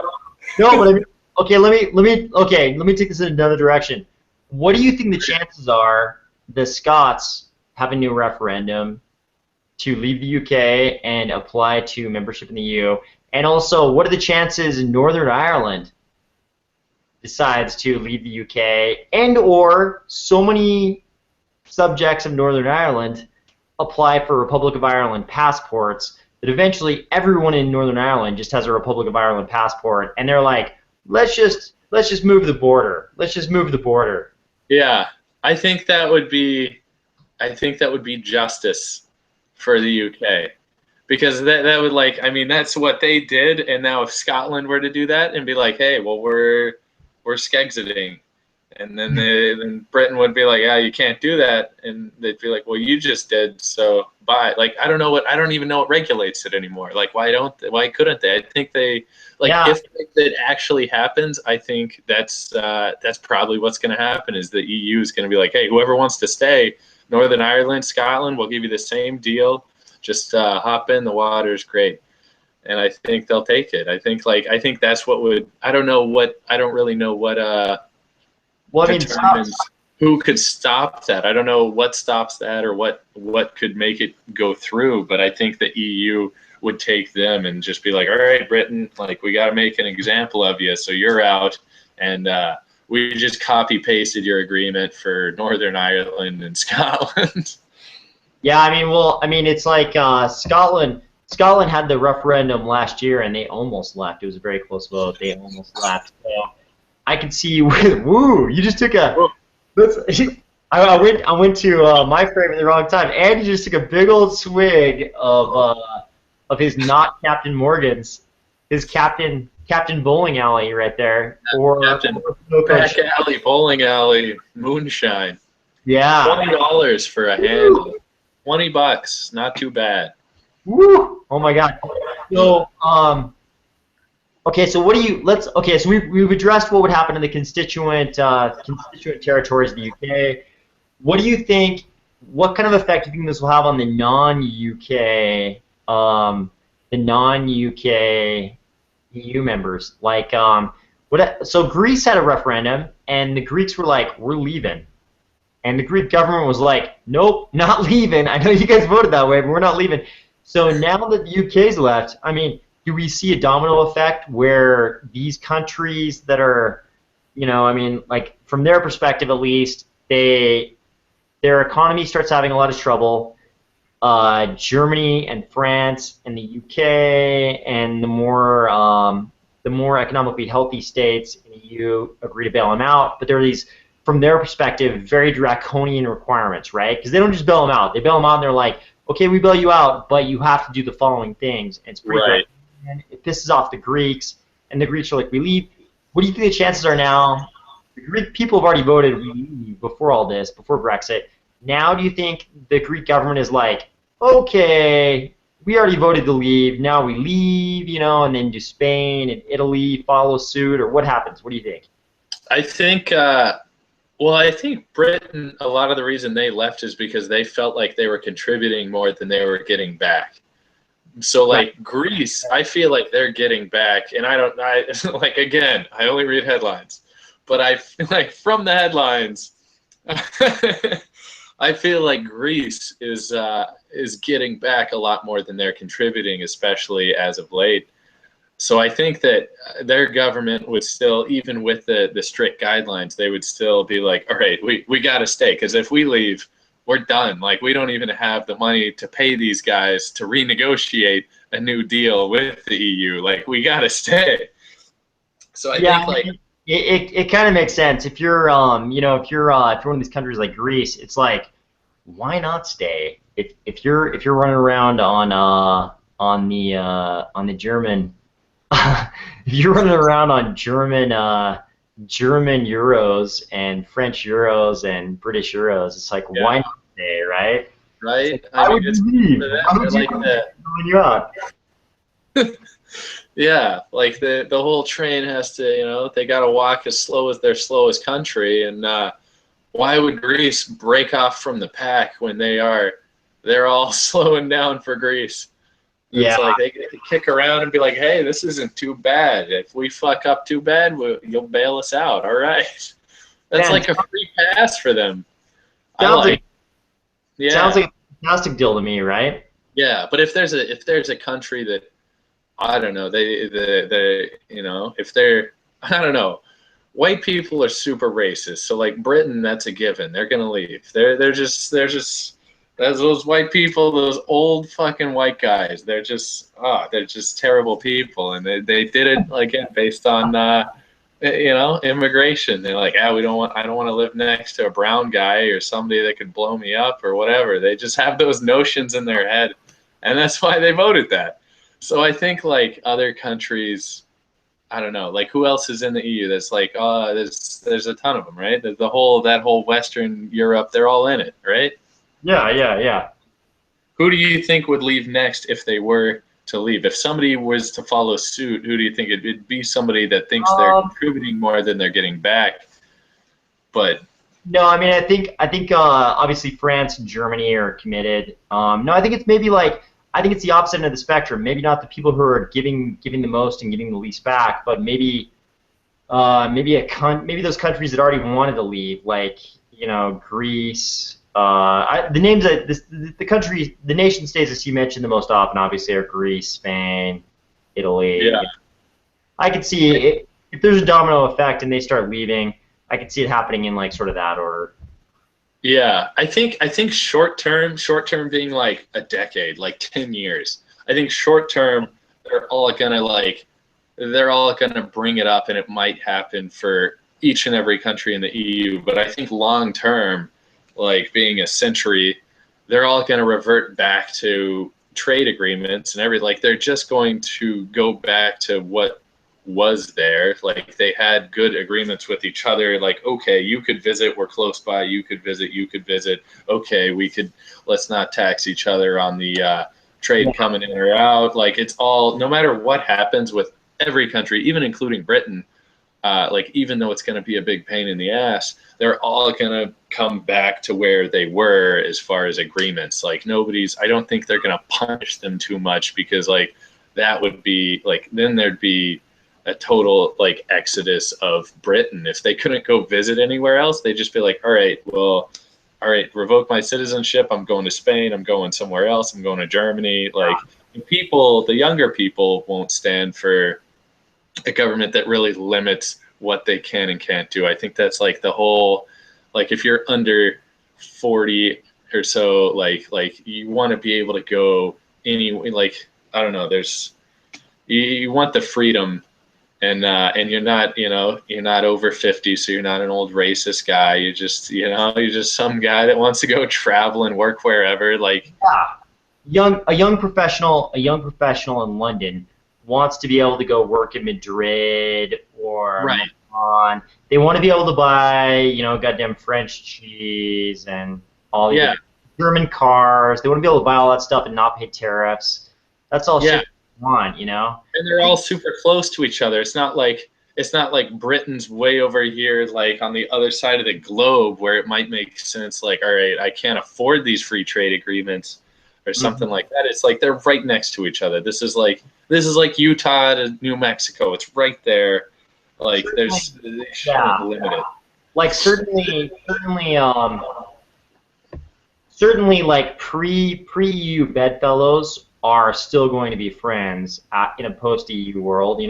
I think the thing that like the doomsday scenario, at least the doomsday scenario, is that Greece leaves, Spain leaves, Italy, or some series of dominoes just like that. They all leave, right? Right. And so if they leave, we've got the central German bank, which has propped those economies up, right? It's like, what happens to that debt? If they're just like, we're leaving the EU and we're not paying back that money, screw you, like they're like, we're Cartman, screw you guys, right? Yeah. Then it's like, if the German central bank, if like Deutsche Bank and Commerzbank, like if they goddamn implode because they're left with all this debt and there's nobody to pay it because the Greeks and everybody else are like, we're just not going to pay it, screw you guys, then is the exposure of American banks and Japanese banks and banks all over the world so much to the liabilities of the central German banks, are they so great that it causes another worldwide recession? Oh, yeah. Right. I haven't even thought of that. That's a really interesting question to me. What do you think about that? Like, let's just say Greece, Cartman's out. They're like, Cartman out, right? Screw you guys. We're not. What could they hold them to? They're gonna what? Hit their credit rating? Like they can't. Like, what are they gonna do? Yeah, it's like, You do know? they? I've always wondered that. Like, if China was like immediately to the U.S. like, all right, pay everything that we bought from you. We bought all your bonds up. You got to pay us back. Or like if Greece bails, doesn't pay, and Germany has to be like, you know what, fuck you, pay us back. Like, what do they do? What happens then? What's the next steps? Do you know, like on a national scale, like what the next steps? I don't even know what happens at that point if they call them. So I mean that's why the whole sort of enforceability of the debts was the EU framework, right? It's like if Greece is just like, nope, not paying any of it back, right? Not gonna pay any of it back. Like, what do France and Germany do? Like, what do they do? Right. I don't know. I mean, they're not sending tanks into Greece. At least Yeah. They're not going to go like the national equivalent of break their legs. You know, they're not like a loan shark. Like so, what? Yeah. So if the German banks and all the Central European banks, if they collapse, you know, do we all collapse? You know, probably. At least to a point, for sure. Like maybe not fully and completely, but like everything will go down and down. That's the doomsday scenario that really that I think is so interesting. Like whether it's a valid fear or not, you know. And I'm sure, like just like in 2007, you know, when all the subprime exotic, you know, mortgage-based derivatives, when all those were starting to go bad, you know, I remember back then everybody was like, well, what happens if this goes bad? Is the economy just screwed? And I remember all the financial experts at the time were like, basically everybody was like, no, it's all good, no worries. All the banks have hedged against that. Their liability to those kind of exotic derivatives are not heavy enough that it would crash the whole system.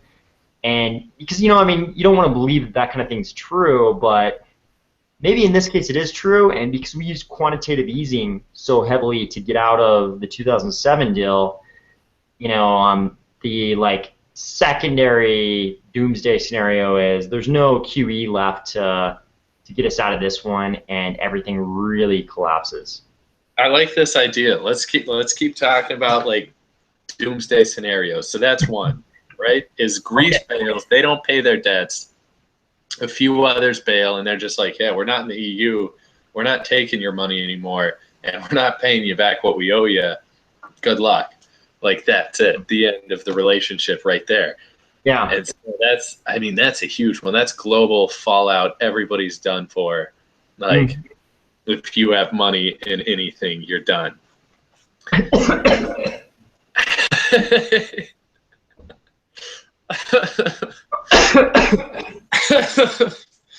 Sorry, it was so frightening. I had problems, but but what else is there? I mean that's the key word there. So here's where the tinfoil hat cryptocurrency thing will come out of me. So the key word you said there was money, right? If you have money in anything, but that implies it's fiat currency, right? Euros or dollars or rubles or, you know, right. yuan, renminbi, whatever. But what if you're holding Bitcoin? Right. So do you think Bitcoin is going to start following like gold and precious metals? No, it's a way to hedge. It's a non-correlative. So the whole idea of Bitcoin is that it's a non-correlative asset, right? So it doesn't follow gold and silver, but one sales point on Bitcoin is that it acts in the same way because it's a limited quantity. So they're like, no matter what happens with money, if we get in big trouble this time again, and so last time we engaged in quantitative easing to solve the problem, then we didn't experience massive inflation, right? You could ask yourself, how do you print more money and not experience inflation, right? So they have a lot of like really complicated stuff they do to make sure that happens. But the conspiracy theory, like the doomsday theory this time, is we've already done all that stuff we could to make sure there was no inflation last time. what if we do? What if the same thing happens this time because of this whole situation in Europe, and we do the same thing, quantitative easing, but this time we've already done all the crazy stuff to make sure no inflation takes place. What if there is massive inflation? Right. I don't know. Then, like, does Bitcoin stay? Does it go? I don't know. I don't know anything about it. No. Bitcoin is disinflationary. There will only ever be 21 million, so there's no such thing as quantitative easing with Bitcoin. Oh, Never right. more, right? We already know exactly how much is ever going to be out there. Same with the gold, right? It's like you can mine more gold, whatever, but it's a limited quantity. There's only so much gold. But you know what I mean? It's like if we have, let's say we do have massive inflation this time, right? How great would that be for certain generations who are up to their gills in educational debt, right? Like the generation just kind of like. Oh yeah. Because I was gonna bring that up as like the student debt bubble. How's that gonna what's gonna happen with that? But if there's massive inflation, if maybe a doomsday thing happens with Germany and everything, we start printing more money, and then boom, you're out of debt after a half a year of work because you're making 500 grand a year because money's not worth anything anymore. Exactly, right? Like, I like that. Like, even if we experience like Argentina levels of inflation, right? It's a great time to get rid of your student debt. Like, if we experience that kind of inflation, like these guys right now, the problem is these guys right now who are getting out of college or got out of college in the last like 5-10 years, like they have massive debt and they don't have good jobs, right? So they can't pay the debt off. So they can't buy houses, right? And if houses are one of the engines of the American economy, then that means the American economy is in trouble if a whole generation of Americans can't buy houses. But if we do have a global economic crisis, true, there will be fewer jobs for them, but it'll ease their debt through inflation. So that might be the silver lining if we do have this like kind of massive inflation that the U.S. hasn't experienced in a long time. You know what I mean? But that would be maybe one of the best things that could happen to solve the U.S. like educational debt problem. Totally not considering the other problems with massive inflation. You know? Right. Like it would definitely affect other things, but like, yeah, how great would that be? Like, oh shit, I just paid $75,000 for a degree. And then boom, working at McDonald's pays $75,000 a year because like, yeah, I like that. Like one big problem would fix another big problem. Super bad. Super bad for the baby boomers. You know those guys who got money in the bank. If you've got money in the bank and you got 75 grand in the bank, and all of a sudden it's worth the equivalent of 20 grand. Super bad for them. Yeah. Yeah. But then again, you know, like mortgages. Same thing, they become worth nothing, so the banks all go broke, but the mortgages get paid off. You know, it's like a huge problem. So if you have shares in the banks and there's massive inflation, you're screwed. But if you owe money to the banks, you're, you know, in Wonderland. Yeah. If you were to speculate, like whether it's this German thing with the EU, if everybody just exited, or any other doomsday, when is the next financial doomsday? And while you answer that, I'm going to go grab a bag of chips real quick. So hold on one second. Okay. I think snack break. Oh, so I thought I could go. I thought I could make my picture the big one on the screen here. Maybe it is already. I don't know. So anyways, I think the two big problems going on right now are the Brexit thing and whether you have this domino effect, and I've been like speculating on, where countries are going to start exiting the EU and the German central banks are left with this like as bag holders on the EU exit debt they can't enforce, that kind of thing.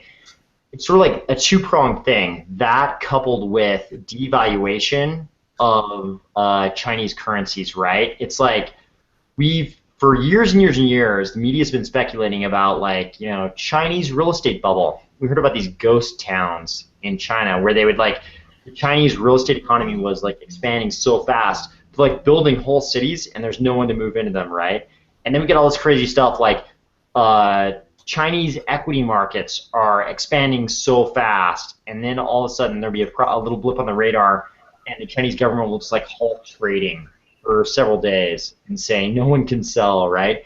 So then we've got like Chinese monetary units becoming worth so much money that it causes problems, because then it costs the rest of the world, when they want to do manufacturing in China, it's like costing too much, and they might start switching back to having these like manufacturing renaissances in their own countries, right? Like if the yuan becomes so high in its trade against the U.S. dollar, then U.S. companies might choose to manufacture back in the U.S. for the first time in decades and decades and decades, because it's cheaper, right?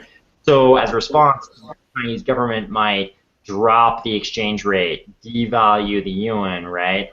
But if the yuan is devalued, people holding that like monetary unit in China will try to figure out ways to send their money abroad to invest in other currencies if the value of that currency is going to drop.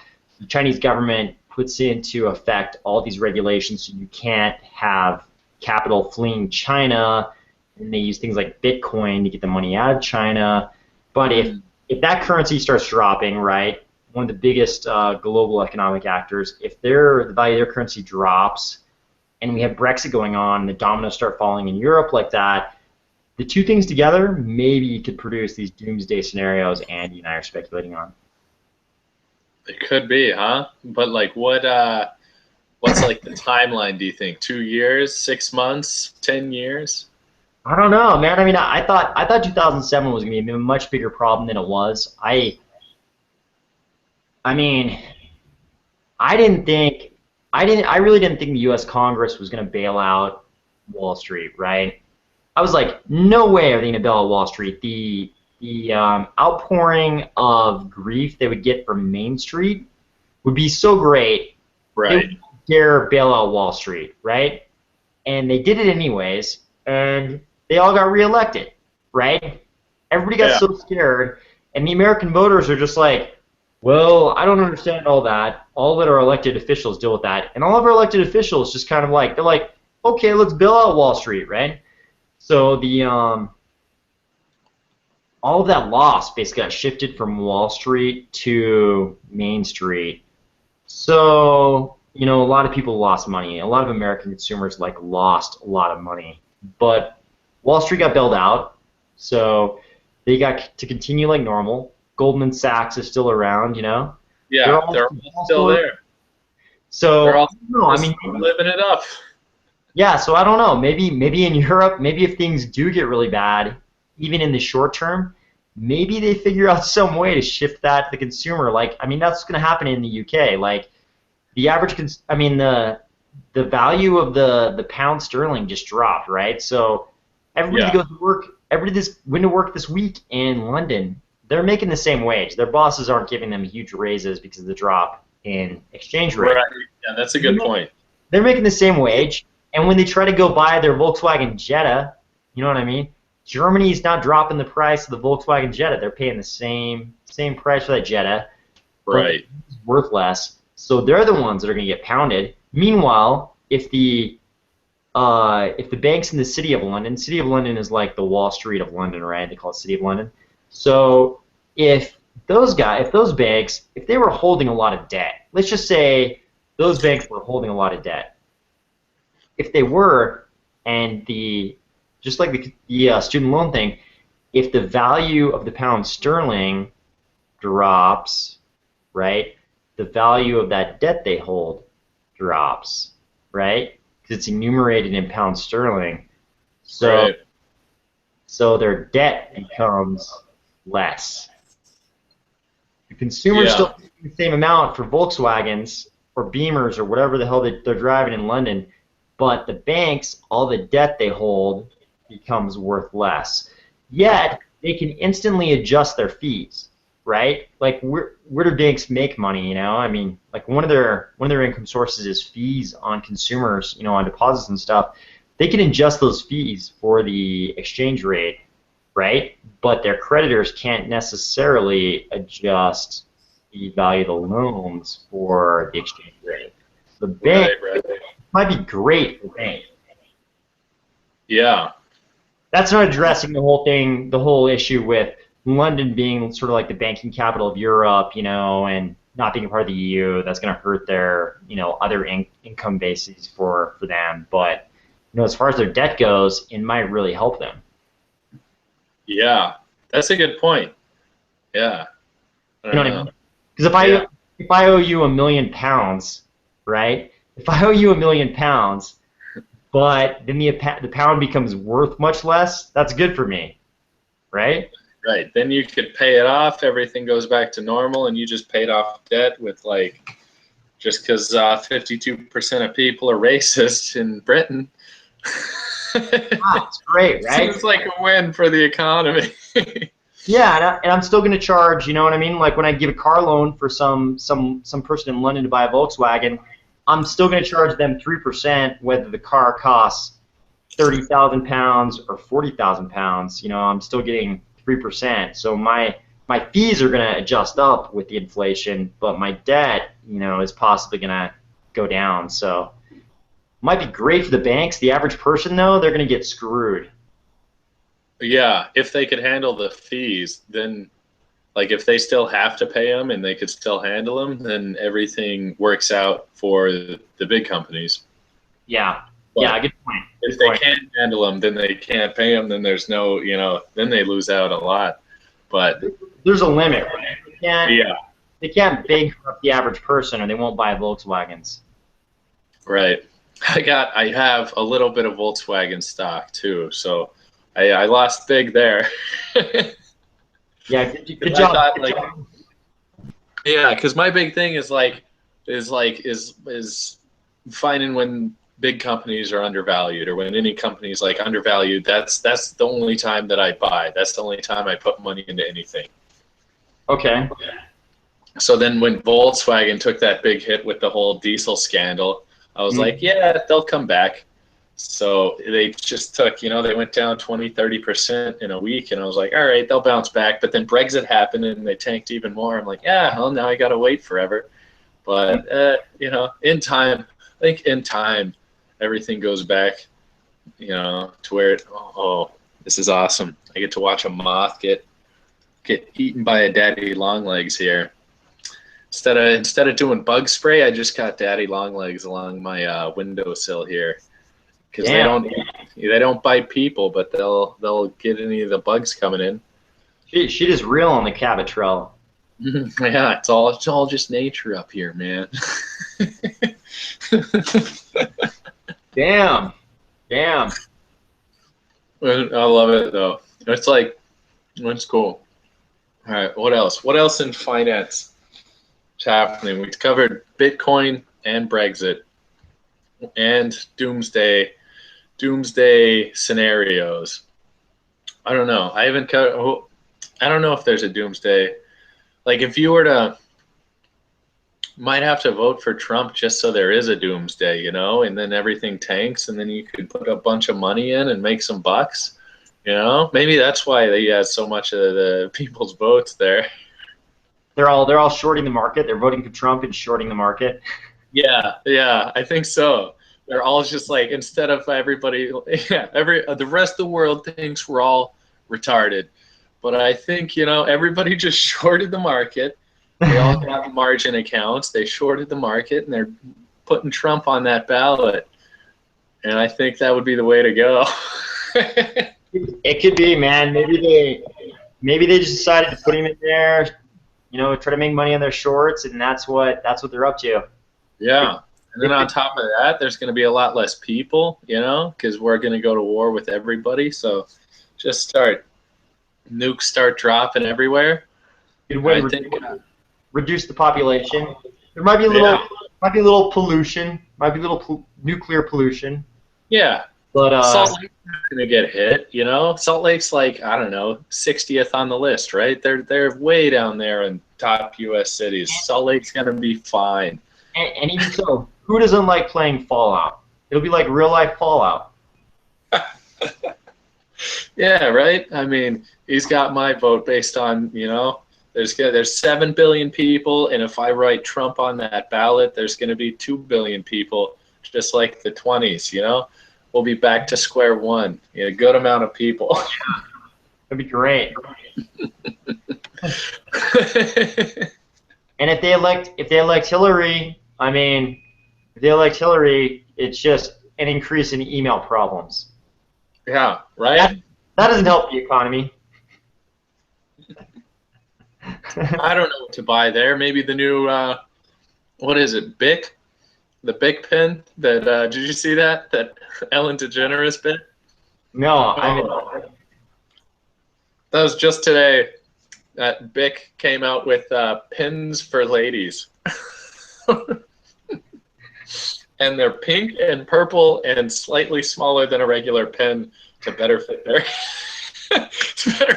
hands. Is that real or is that part of the bit? No, like it's real. That's really what happened. And then, Dick is actually doing that? Dick actually did that, and then Ellen DeGeneres just riffed on it for a couple minutes. Oh my god. Yeah, they actually came out with pins for women. Oh, I thought that was crazy. Hilarious. Hilarious. All right. What else? What else in finance? God, you know, there's a lot more going on in Bitcoin, but we kind of feel like we covered a lot of that. Well, you're a realtor. What's going on with the real estate market in Utah? I think everywhere else in the U.S. is kind of like Utah right now. Inventory is super low. There's a lot of buyer pressure, but inventory is super low. So it's like it's healthy, but it could be better if we had the houses to sell for sure. Okay, yeah. Everybody's buying what comes up, but not much is coming up.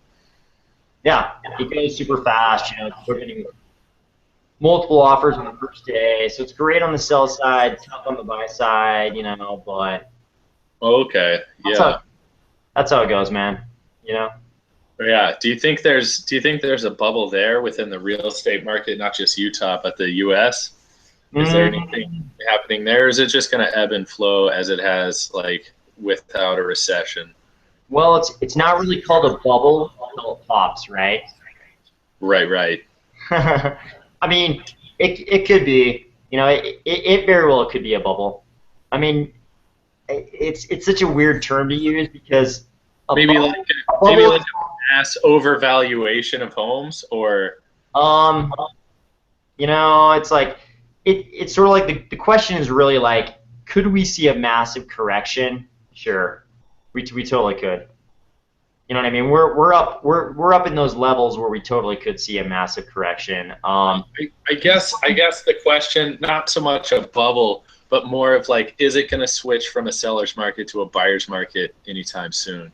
Yeah, no, I mean, so that's why it's different than last time, right? Because last time we had a ton of houses and a ton of buyers. It was like a little bit of a stasis, a little bit of an equilibrium, and we still saw a massive correction. That's a bubble, right? When you're at equilibrium and you see a massive correction, if we see a massive correction, it's going to be right now because like buyer demand is here and like supply is here, right? If we see a massive correction, it's either because the builders build a ton of new homes or people start selling their homes and supply comes clear up here, or it's because demand comes clear down here. So if you see this doomsday scenario where Europe crashes and then the U.S. banks crash, demand could totally drop, and then we'll see a big crash in the housing market, of course. But it wouldn't be a crash caused by the housing market, right? It would just be exacerbated by the housing market. So that's more of a symptom of a different kind of crash. You know what I mean? I think that would be more likely than a crash. Before this whole Brexit thing, I would have said, yeah, maybe we could see the housing market crash, right? If demand just drops off. But you know, for no exogenous reason. But I think the other thing's more likely now. The other outcome is more likely where demand or if demand drops off for a non-exogenous reason, you know what I mean? But I think it's more likely it drops off for an exogenous reason, like, you know, the market's a large crash, so people can't buy houses, that kind of thing. Right. Yeah. Okay. Yeah, So, I think that's like kind of the same. Utah, like when I was in Austin, it looked like the same as Utah was going to, like okay. just as far as the housing market. How are houses in Nova Scotia? How much is the average house where you are? I know there's not a lot of houses. I have to look that up. But I know they're dirt cheap.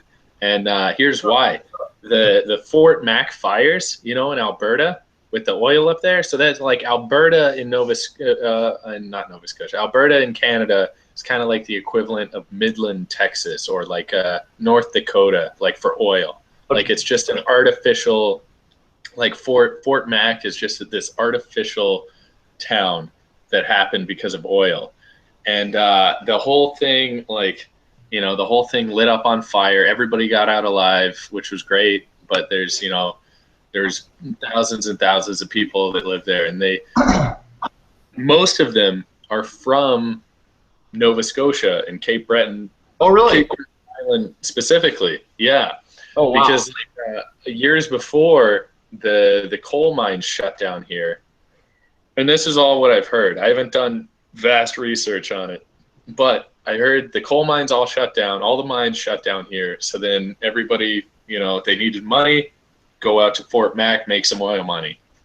Fort Mac lights on fire, everybody loses their jobs, and then so there's a huge exodus of Cape Breton Island right now, which is like, it's weird to me just because like it's such a beautiful place. Like when I came up here, I was like, wow, I can't believe this place isn't packed, because it's like everything is coastal and beautiful. Like the house, so like for example, the house next to me, right? Like, so I'm working at the inn up here. The house next to the inn, it's on like 100 acres of land, Yeah. 100 acres. And it's a house that's built on a shitty foundation. You know, it's not a great house itself, but it's on 100 acres of beachfront. Like it's beachfront property, $30,000 cash. Like you could buy it. Yeah, 30 grand, 100 acres, and only like, and it's weird, right? Because so here's what happened with Cape Breton Island, or not Cape Breton Island, but the Cabot Trail. Okay. So the Cabot Trail is just a part of Cape Breton Island, and the guy that initially that divvied up the property, like, you know, hundreds of years ago or whatever, 100 years ago, that divvied up the Cabot Trail, gave everybody beachfront property. So they're all very thin. They're thin and they go way back into the woods. So you only get like, you know, 100 yards or 200 yards of the coast. But then your property goes back 100 acres, so you get all this wooded area too. And so it's kind of like reverse pizza slices. Yeah, exactly. There it is. Yeah. Okay. But yeah, you could buy property up here super cheap because everybody's leaving. So, for example, like one of my friends, their mom works at a school, elementary school, right? Yeah. The school holds 450 people. It's meant for about that many, and they have to merge schools because they only have 100 kids left. Like that's like 60% of people are leaving Cape Breton Island because there's no jobs up here. So I'm guessing the economy is not good. There's no jobs. Nothing going on in Nova Scotia. Right, jobs are scarce up here, but what the chef that I work for, Erlene, the innkeeper and the chef, she's saying that because of Nova Scotia's climate, like everything grows here, berries, wheat, corn, everything grows up here. So Nova Scotia's gonna become the new breadbasket for Canada. It's just, you know, this is all still speculation, but it's what I've heard. Is there enough acreage for that? I mean, is it big enough? Like Nova Scotia is. Cape Breton Island's pretty small, but Nova Scotia, I mean, it's this huge area. There's everything she gets is like super local, and I'm like, I didn't even know that grew, like cranberries, blueberry, every kind of berry grows here, every kind of herb, like everything grows up here, and yeah, so it's like I don't know if there's, the only thing that would be missing would be the like amount of people, like if there were more people with more fishing boats, like because um, maybe it's just limited by how many lobsters one boat could take in, you How, know? how often do you eat lobster up there? Probably every other day. Oh my God, that's awesome, man. How much? Yeah, and it's How much does it cost? How much does lobster cost up there? okay. So this is like a big thing now, because Okay. last year lobster maxed out. The peak that it hit was 4.50 a pound, $4.50 a pound. I think I paid that much in Salt Lake. Yeah, and that's like what we get it at wholesale cost, like as a restaurant, $4.50 a pound. Oh my God. Yeah, and then this year, it almost doubled, so it's at $8 right now a pound, and What? that's just because, huh? What happened? Oh, okay, yeah, because like everybody's buying it now because now it's seen as like a delicacy. So the Chinese are buying it, Americans are buying it. Everybody, all these restaurants want lobster, and so the demand is just a lot higher than the supply right now. And so like it's $8 a pound, which like it sucks that all these external factors are in effect because like we get them from down the street, like we get them right across the street from a lobster fisherman, and Yeah. and like because China's buying up all the lobster or because America's buying up all the lobster, now it's $8 instead of 4.50, even though it's like we know them, they're right down the street, they go do what they do every day. It's just it's crazy that all these international factors come into play. But it's $8 a pound as of like 2 days ago. I don't know if it's gone up since then, and it went up quick too. Like a month ago, it was at 6.25, and then it went up to 7. Then it went up 7.50. Now it's at 8. So lobster's pricey right now. Oh, that sucks. So you guys are gonna see it down in America. Lobster's gonna go up and up and up. We're just like you heard it here first. Lobster's getting expensive. Damn. I'm sad to hear that because lobster is delicious. It's so good, right? I know. But Yeah. here's the thing. Sad. Old people don't eat it because when they were kids, it was cheap. That was like the bologna of their time. If you went to school and you had lobster, other kids would look at you like, "Oh, you fucking poor." And now it's like, Why are you eating the ocean floor spiders? yeah, right. These aliens on the, oh my God, they are so crazy looking. Oh, it's Yeah. wild. Oh yeah. But yeah, it's weird because old people won't eat them. Old people will come dine with us, and they're like, "Oh, we're not getting lobster. That's for poor people." Because Whoa. when they're, yeah, like there was even a thing. I forgot what book it was out of, but there was a thing in geez, I wish I remembered. But the prisons in Baltimore would serve lobster every single day. I think this is 100 years ago. Every day they'd serve lobster to the point where the inmates complained that they were getting too much lobster, so they had to limit it to four nights a week they could serve lobster, whereas they were getting lobster every night. Was it lobster or crab? Did a huge amount of crab in Maryland. From a huge amount of crab in Maryland. Was it crab or lobster? It was lobster for the prison. Oh really? Wow. Yeah. Crazy. If lobster was that cheap in Maryland back then, can you imagine how cheap crab probably was? Because they have a ton of crab there. Oh yeah, they're known for like their what, blue crab or something, or Yeah, they have a ton of crab. They have a ton of crab. yeah. Crazy, man. Damn. So globalization is screwing things up even in what's called Cape Breton Island. Yeah, Cape Breton Island. So, I fucked it up when I first got here. I was calling it Cape Breton Island because it has an E in it, and everybody just looked at me like, where the hell are you from?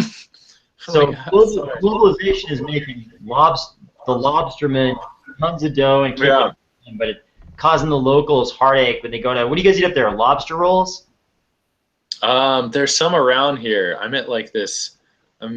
Like at the inn, and it's like kind of like I'd say casual fine dining. Okay. So they don't. Yeah, she doesn't do like any sandwiches or anything because we don't do lunch. But like Yeah. she'll just do straight up lobster, just full lobsters on the plate, like 2 pound lobster on the plate, Oh, butter sounds delicious. side. Oh, it's the best. I've never had it. I'd never had a full lobster before. I never had like a lobster claw or anything until I came up here. Damn. It's crazy. Sounds good. Oh, So I love it. globalization is helping out the lobstermen around there, but it's screwing it up for the average Cape Breton resident. Um, so okay, so you guys are mainly just eating plain lobster up there, basically, is what you're saying. Yeah, like if you put it in any, I mean, like yeah, just straight up lobster is probably the best way to have it. We do like bisques and stuff like that. There's other like gas stations will do lobster rolls, Okay. but like for the most part, it's like just straight up lobster. Ooh, Yeah, sounds delicious, man. yeah, it's awesome. They bring them in like the fishermen. They'll just bring them into the inn and put them in the sink like live, just live lobster. We caught these today. Boom, here you go. Here's 10 of them, and we just like, all right, cut the bands off, steam them, and they're good to go. Like it's the coolest thing, man. I love it. Oh my It's God. yeah. That sounds delicious. And it's so weird that all these like external factors make it like, the fisherman comes in like, oh, now it's $8, boom, and it's like, whoa, shit, like a month ago it was $6, like now it affects us, we got to raise our prices, like it's weird. But it's interesting. Damn, crazy. That's crazy, man. Yeah. Ah, okay. What else? Have we got more? Have we got more? What time is it there? Is it 1 a.m.? Yep. 1 a.m. Christ. Well, maybe we should wrap it up here unless you got something else. We got any other finance to talk about? Let's think. I don't know. Let's see. We covered Cape Breton Island lobster finance. What do you think is going to happen? Yeah, right? What do you think is going to happen with precious metals, gold, Gold, silver, whatever? Man, I don't really pay much attention to it because it's sort of like its own little world. I mean, I think it's like so obviously people see it as a safe haven when the equity markets and the derivative markets are tanking. They look to gold, that kind of thing. There's so much hype though. Like the gold thing, I feel like just in the last like 10 years, the gold thing became so crazy. Everybody's like, it's a safe haven. It's real money. When your society collapses and I'm over here capping zombies with my 30-06, gold is going to be the only currency you have besides, offering yourself as my slave. So I don't know. The whole gold thing, I feel like it's driven by a lot of that like apocalyptic. Right. Like that's still a real physical thing that's always going to be worth something. Yeah, I feel like it's driven. It's kind of like Bitcoin in that it's driven by that sort of tinfoil hat, apocalyptic Right. paranoia. And I try not to, for my own sanity, I try not to keep tabs on that world, and how those guys are thinking. I'm sure it's like Bitcoin, and every time there's something like Brexit or Greek economic crisis, I'm sure those guys get all hyped up and they all start buying gold. So I think they'll actually become correlated with each other. Like Bitcoin and gold, I feel like will not like follow each other on purpose. Like it's going to be not correlation, but it's like I bet they will be correlated just in how they're traded, as far as like being somewhat of a safe haven in the future. Not right now, but in the future. for sure, Near future. for sure, any sort of asset that has a limited stock, like you can only mine gold so fast. You can only add to the gold supply so fast. And Right. Bitcoin, we know exactly how much is ever going to be. You know what I mean? So Right. in that sense, they'll they'll both be, unless Bitcoin crashed, unless there's some kind of huge breach in the Bitcoin protocol and something happens, they'll both always be seen as safe havens from the assets that are subject to stuff like quantitative easing, basically like inflationary assets like fiat currencies. You know, they'll for sure they'll both be safe havens. So, you know, so I mean they will be correlated in that sense. Like people will seek refuge there. But the thing about Bitcoin though is it's like it's so dependent on developments in the coding and the applications. You know what I mean? It's gonna There will always be times when somebody comes up with like a new Ethereum app, like Augur. Augur is this app, this distributed app, decentralized app that's gonna create prediction markets. And when Augur comes online, Ethereum is probably gonna have this increased utility, and Ethereum will probably go like this. So cryptocurrencies will always be going like this based on, you know, like acceptance, you know, and sort of like the network effect, that kind of thing. And that'll always be different than gold, you know, because gold is just gold. People aren't coding, you know, decentralized apps on the back of the gold trading system. Right. So there will always be this thing like this that the cryptos are doing that gold won't do in the same way, but you know, sure, they're both safe havens. So you know, Yeah. I guess what I'm trying to say is they're going to be correlated only in the same sense that like real estate is seen as a safe haven because it's also right. Right. So it might be correlated in the same way that the housing market and maybe the auto market would be correlated. Like they don't have that much to do with each other. But Or like I was thinking like raw land and equities, right? okay. Yeah. Right. It's like if the equities market is tanking, now we're in a weird. It kind of doesn't apply anymore because the real estate markets have been securitized so heavily in exotic ways that now the real estate market and the equities markets are linked. You know, not equities markets, but the derivative markets especially are linked. You know. So it's not as applicable, but if they had not securitized real estate mortgages, it would be sort of like similar to the level of correlation between the equity markets and the real estate markets, right? Okay. Yeah. You know what I'm saying? Yeah. How's the Irish whiskey? It's pretty good, man. I took a little when you started talking about the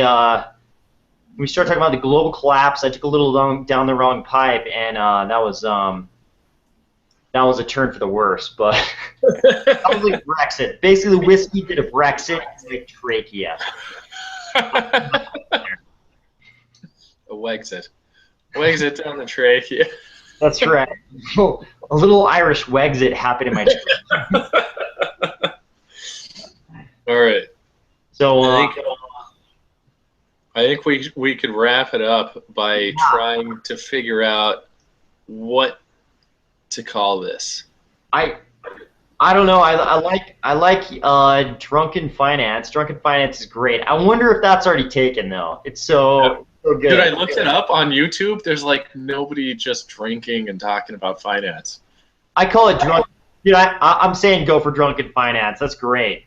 Drunken finance. I called this one just when I was writing it up, drunk dividends. But like we could do like blitzed Bitcoin or like maybe we could have each episode could be a different drink and I like it. Yeah, no, focus. That's a great way to go. So this one's got to be called. This is gonna have to do with Brexit, right? It's gonna be Brexit. So what do we call this? It's like a. Do British have their own drink besides tea? Gin.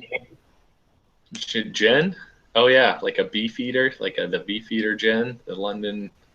Beefeater. Yeah. Maybe like a. It doesn't make sense, folks. Neither of us are drinking gin, right? Yeah, that's true, right? Maybe I don't know. We covered cryptocurrencies pretty heavily. What's like a good, like,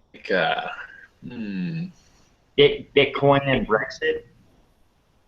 Bitcoin, Brexit, and Northern. I don't know. Bowling I don't alley, know. bowling alley, moonshine. Bowling alley, booze, Brexit, and Bitcoin. Booze, Brexit, and Bitcoin. That's I pretty. like that. There we go. Booze, Brexit, and Bitcoin. I like it. That's pretty good, man. I like it. All right, that'll be the episode name. Should the whole series name be Drunk Finance? I like it. I like it. I think there's a better name out there. That's too simple. I feel like that one makes it sound like we're offering financial advice, which we're not really. You know what I Right. mean? Financial discussion. Yeah, we're just kind of speculating. Maybe scotch and speculation. We're not drinking scotch though. I don't know. Oh, scotch speculation would be good. Yeah, you're right. That'd be Yeah, maybe.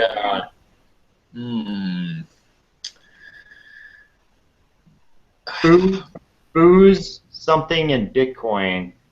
Booze. Ooh, what's a B word that has to do with finance and economics? Booze. Right. Like a crossword puzzle. I know it is. We Booze. actually had one viewer for a while. We did? Yeah, I don't know who, but we had a viewer for like a period of time. I don't know how. Booze, something, and Bitcoin. I'm thinking. We can go with a good B word in between. Right. Brexit's probably only for this episode. This is only. Yeah. It's so hard I can't even compete with whiskey and chokes, man. Have you done any of those lately? No, we should though. We should for sure. Yeah, I went back and listened to some, and I was like, oh shit, this is from like 2015. We need some new whiskey and chokes. Yeah. Booze. There's got to be a good B word that has to do with trading. You know what I mean? Did you like booze, bullion, and Bitcoin? Booze what? Bullion, like gold bullion. Oh, booze, bullion, and if either one of us was like a gold bug, it'd be perfect, right? But you're not really that into gold. Neither am I don't think. Yeah, it's pretty. Yeah. What's like a good over? If it was a more general kind of term, that'd make more sense, right? If it was booze, bulls, and Bitcoin, no. Bulls, bears, and booze.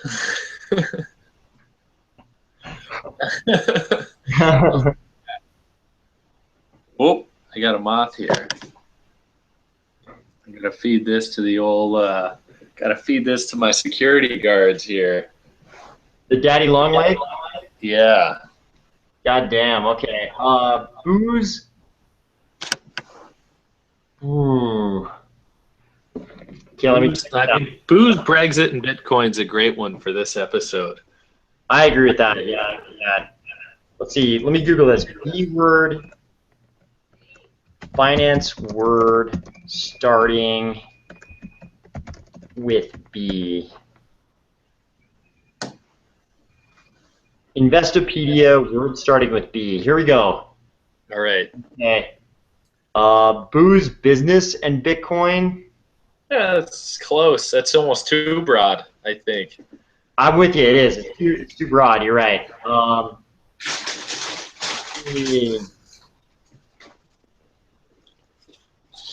getting lag here in my. Okay, let's see. If either of us were into bond trading, it could be booze, bonds, and Bitcoin. Booze, I like that. Booze, bailouts, and Bitcoin. That's a great one for this episode again. Bailouts? Yeah. Booze, bailouts, bullion, Bitcoin. How about booze, bad paper, and Bitcoin? That's kind of skeptical. That one sounds kind of skeptical. Yeah.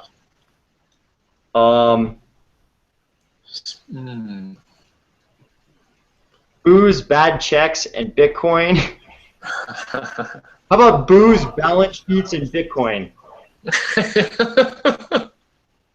Libations and liabilities. That sounds like a law podcast. I kind of like that one. That does, yeah. That'd be a great personal injury podcast. Well, let's see. Okay, let's see terms beginning with L. Let's try that. Libations and liabilities. That's pretty good, actually. Finance words starting with L. With L, Investopedia. Okay, here we go.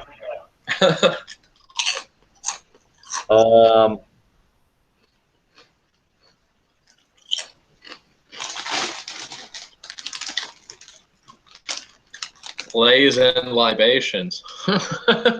Lays.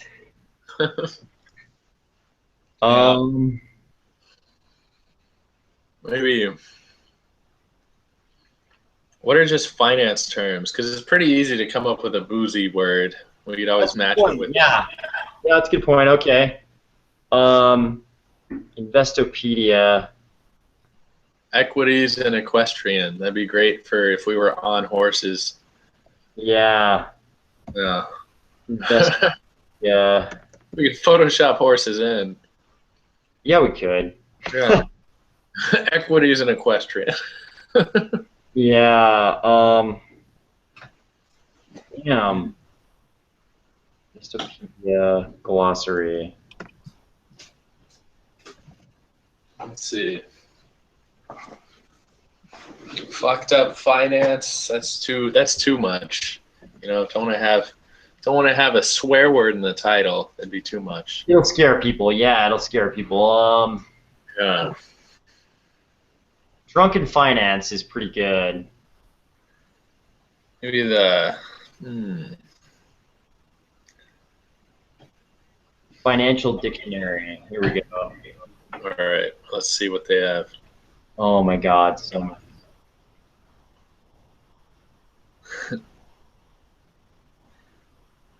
Markets and moonshine. Do we have? How about money and moonshine?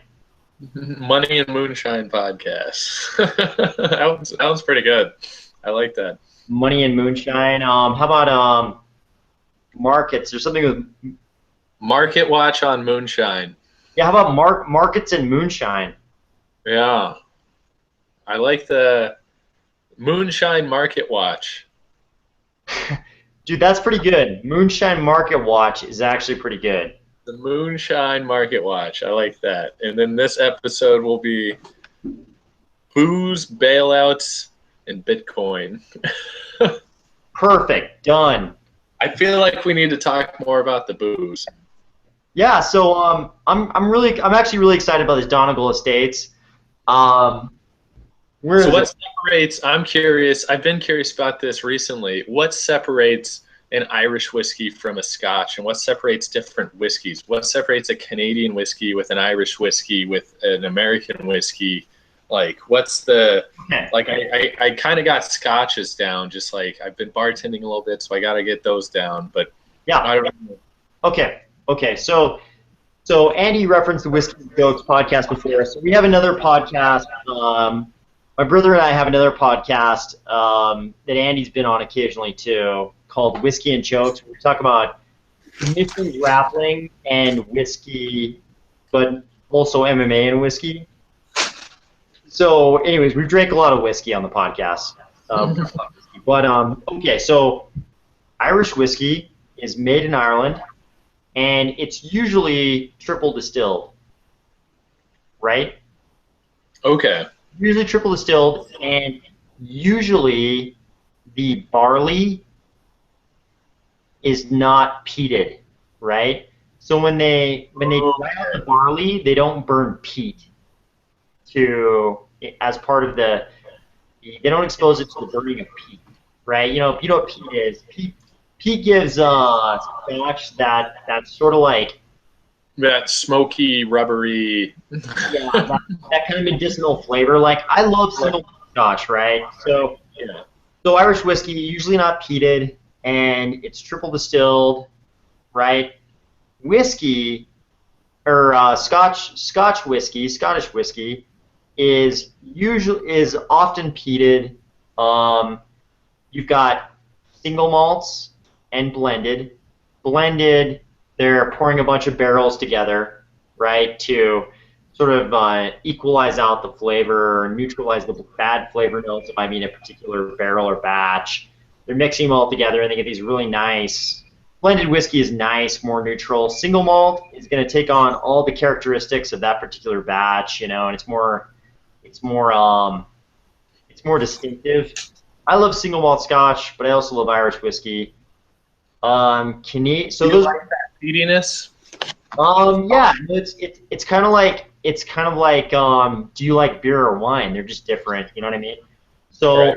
I love some single malts like Bruichladdich makes this thing called Octomore, or at least they used to.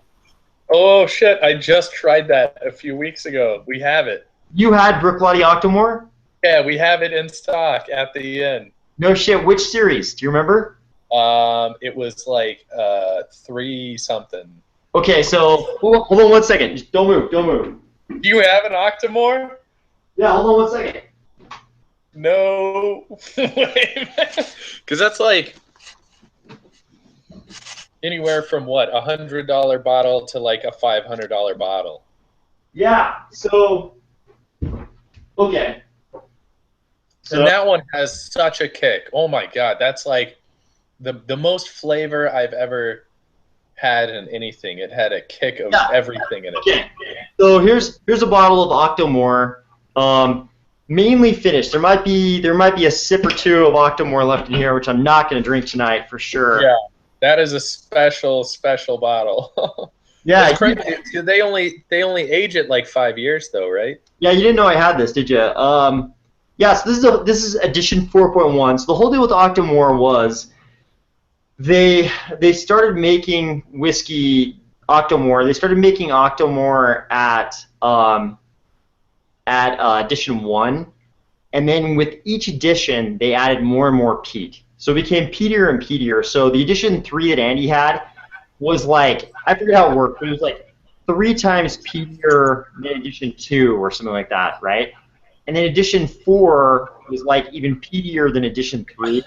So Andy had edition 3 something. This is edition 4.1, aged 5 years. So interestingly, I've never studied Scots Gaelic, but I have studied Guelga, like Irish Gaelic. So I don't know I don't know if you guys can see this label, but right here it says Octomore. So more, at least in Irish, in the Irish language, it means big. So I'm guessing it's like Octomore. It's like they're saying something big, probably like peat big or something like that. But it's a super ultra peaty. A lot of people have had Lefroy.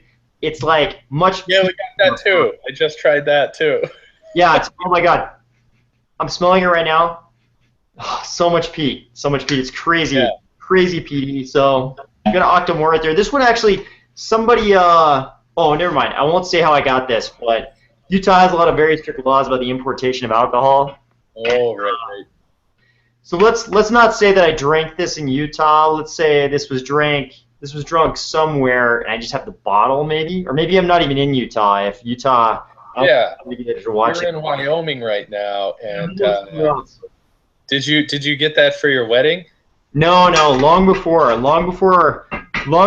I drank that one. Actually, if we're talking about fancy bottles of Bruichladdich, this one with this crazy occult symbol stuff on it. Yeah. This is called Bruichladdich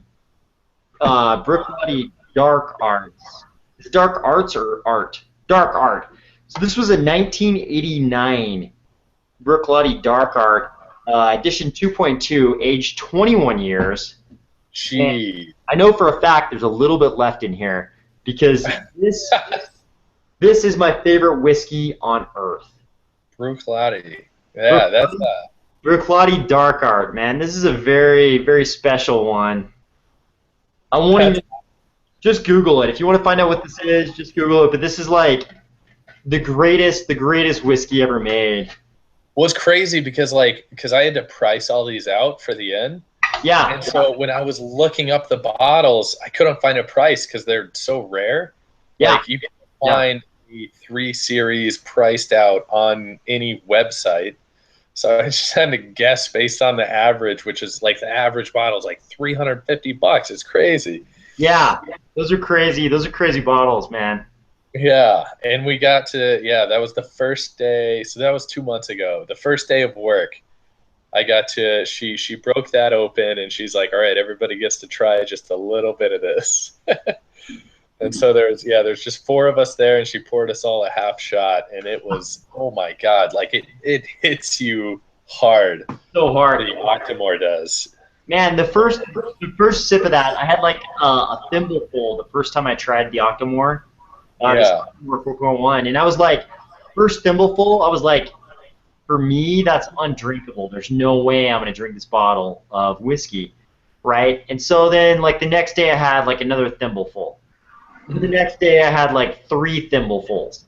Then the next day, I had like a finger. Then the next day, I had like 2 fingers. Pretty soon, I'm taking like full sips of this thing, and it's almost gone. But yeah, I actually got the Octomore and the Dark Art at the same time. Oh, no way. Yeah, those 2 bottles were given to me at the same time, and it may have been the greatest. I mean, I worry to this day, maybe that was the greatest whiskey drinking period of my life. I might be 80 years old and still remembering this period and be like, that was the greatest drinking period in my life. Oh, that's awesome. Yeah, because I tried this. I'm like, nobody's going to know what this is. So when you were like, Octomore, I'm like, no way. That's crazy. Yeah, it's pretty rare, man. I've never seen another bottle in Utah, for sure. Yeah. It makes sense you guys would have it, though, because Nova Scotia has a strong connection to Ireland. Oh, yeah. Cape Breton is like, there's a Gaelic college. The closest building to me is a Gaelic college down the street. And there's huge, all the live music. It's all fiddle players and like very Celtic influence here. Do they speak Newfoundland Irish? I don't know. There's some Newfies up here, but they all speak English to me. I don't know how to test that. Like just the accent. Yeah, no, there's a specific like dialect of Irish they speak in Newfoundland, which I'm guessing is probably present in Nova Scotia a little bit too. But if you run into him, just be like, you could say it depends on which like dialect of Irish you want to try to speak to them. I have no idea which Newfoundland Irish is close enough to, but you could say like Diadwich, and if they say like Dias Meredwich, then you'll know they understand Irish. Oh, that's awesome! I gotta try that out. What is it? Dias Meredwich? Yeah, so you would say to them, you'd say like, depending on which dialect, you'd say either like Diagwich or Diadwich or Diadwit. And there's 3 big dialects that still exist in Ireland. So you'd say something like that. They'll say something back like Dias Meredwich or Dias Meredwit or something like that. Okay, I'll check it out. Dias Meredwich. Yeah, the first one you say, just say Diadwit. Diadwit. All right, yeah, done. I gotta try it out. Okay, I got this story with this moonshine.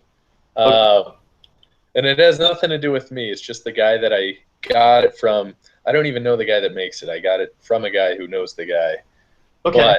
But the guy that I know that got it for me, he works at he's an engineer at a fish warehouse. So he like makes sure all the temperatures for everything are right. Like he checks, make sure that nothing's gonna blow up, right? Okay, cool. But how he got the job, there was a previous engineer there, and he was there for like 15 years, right? Okay. And, they both knew the moonshiner, and the moonshiner, the previous engineer requested the stuff like right on the top and the very bottom because he thought it tasted the best. The stuff that'll make you go blind. Okay, the heads and the tails.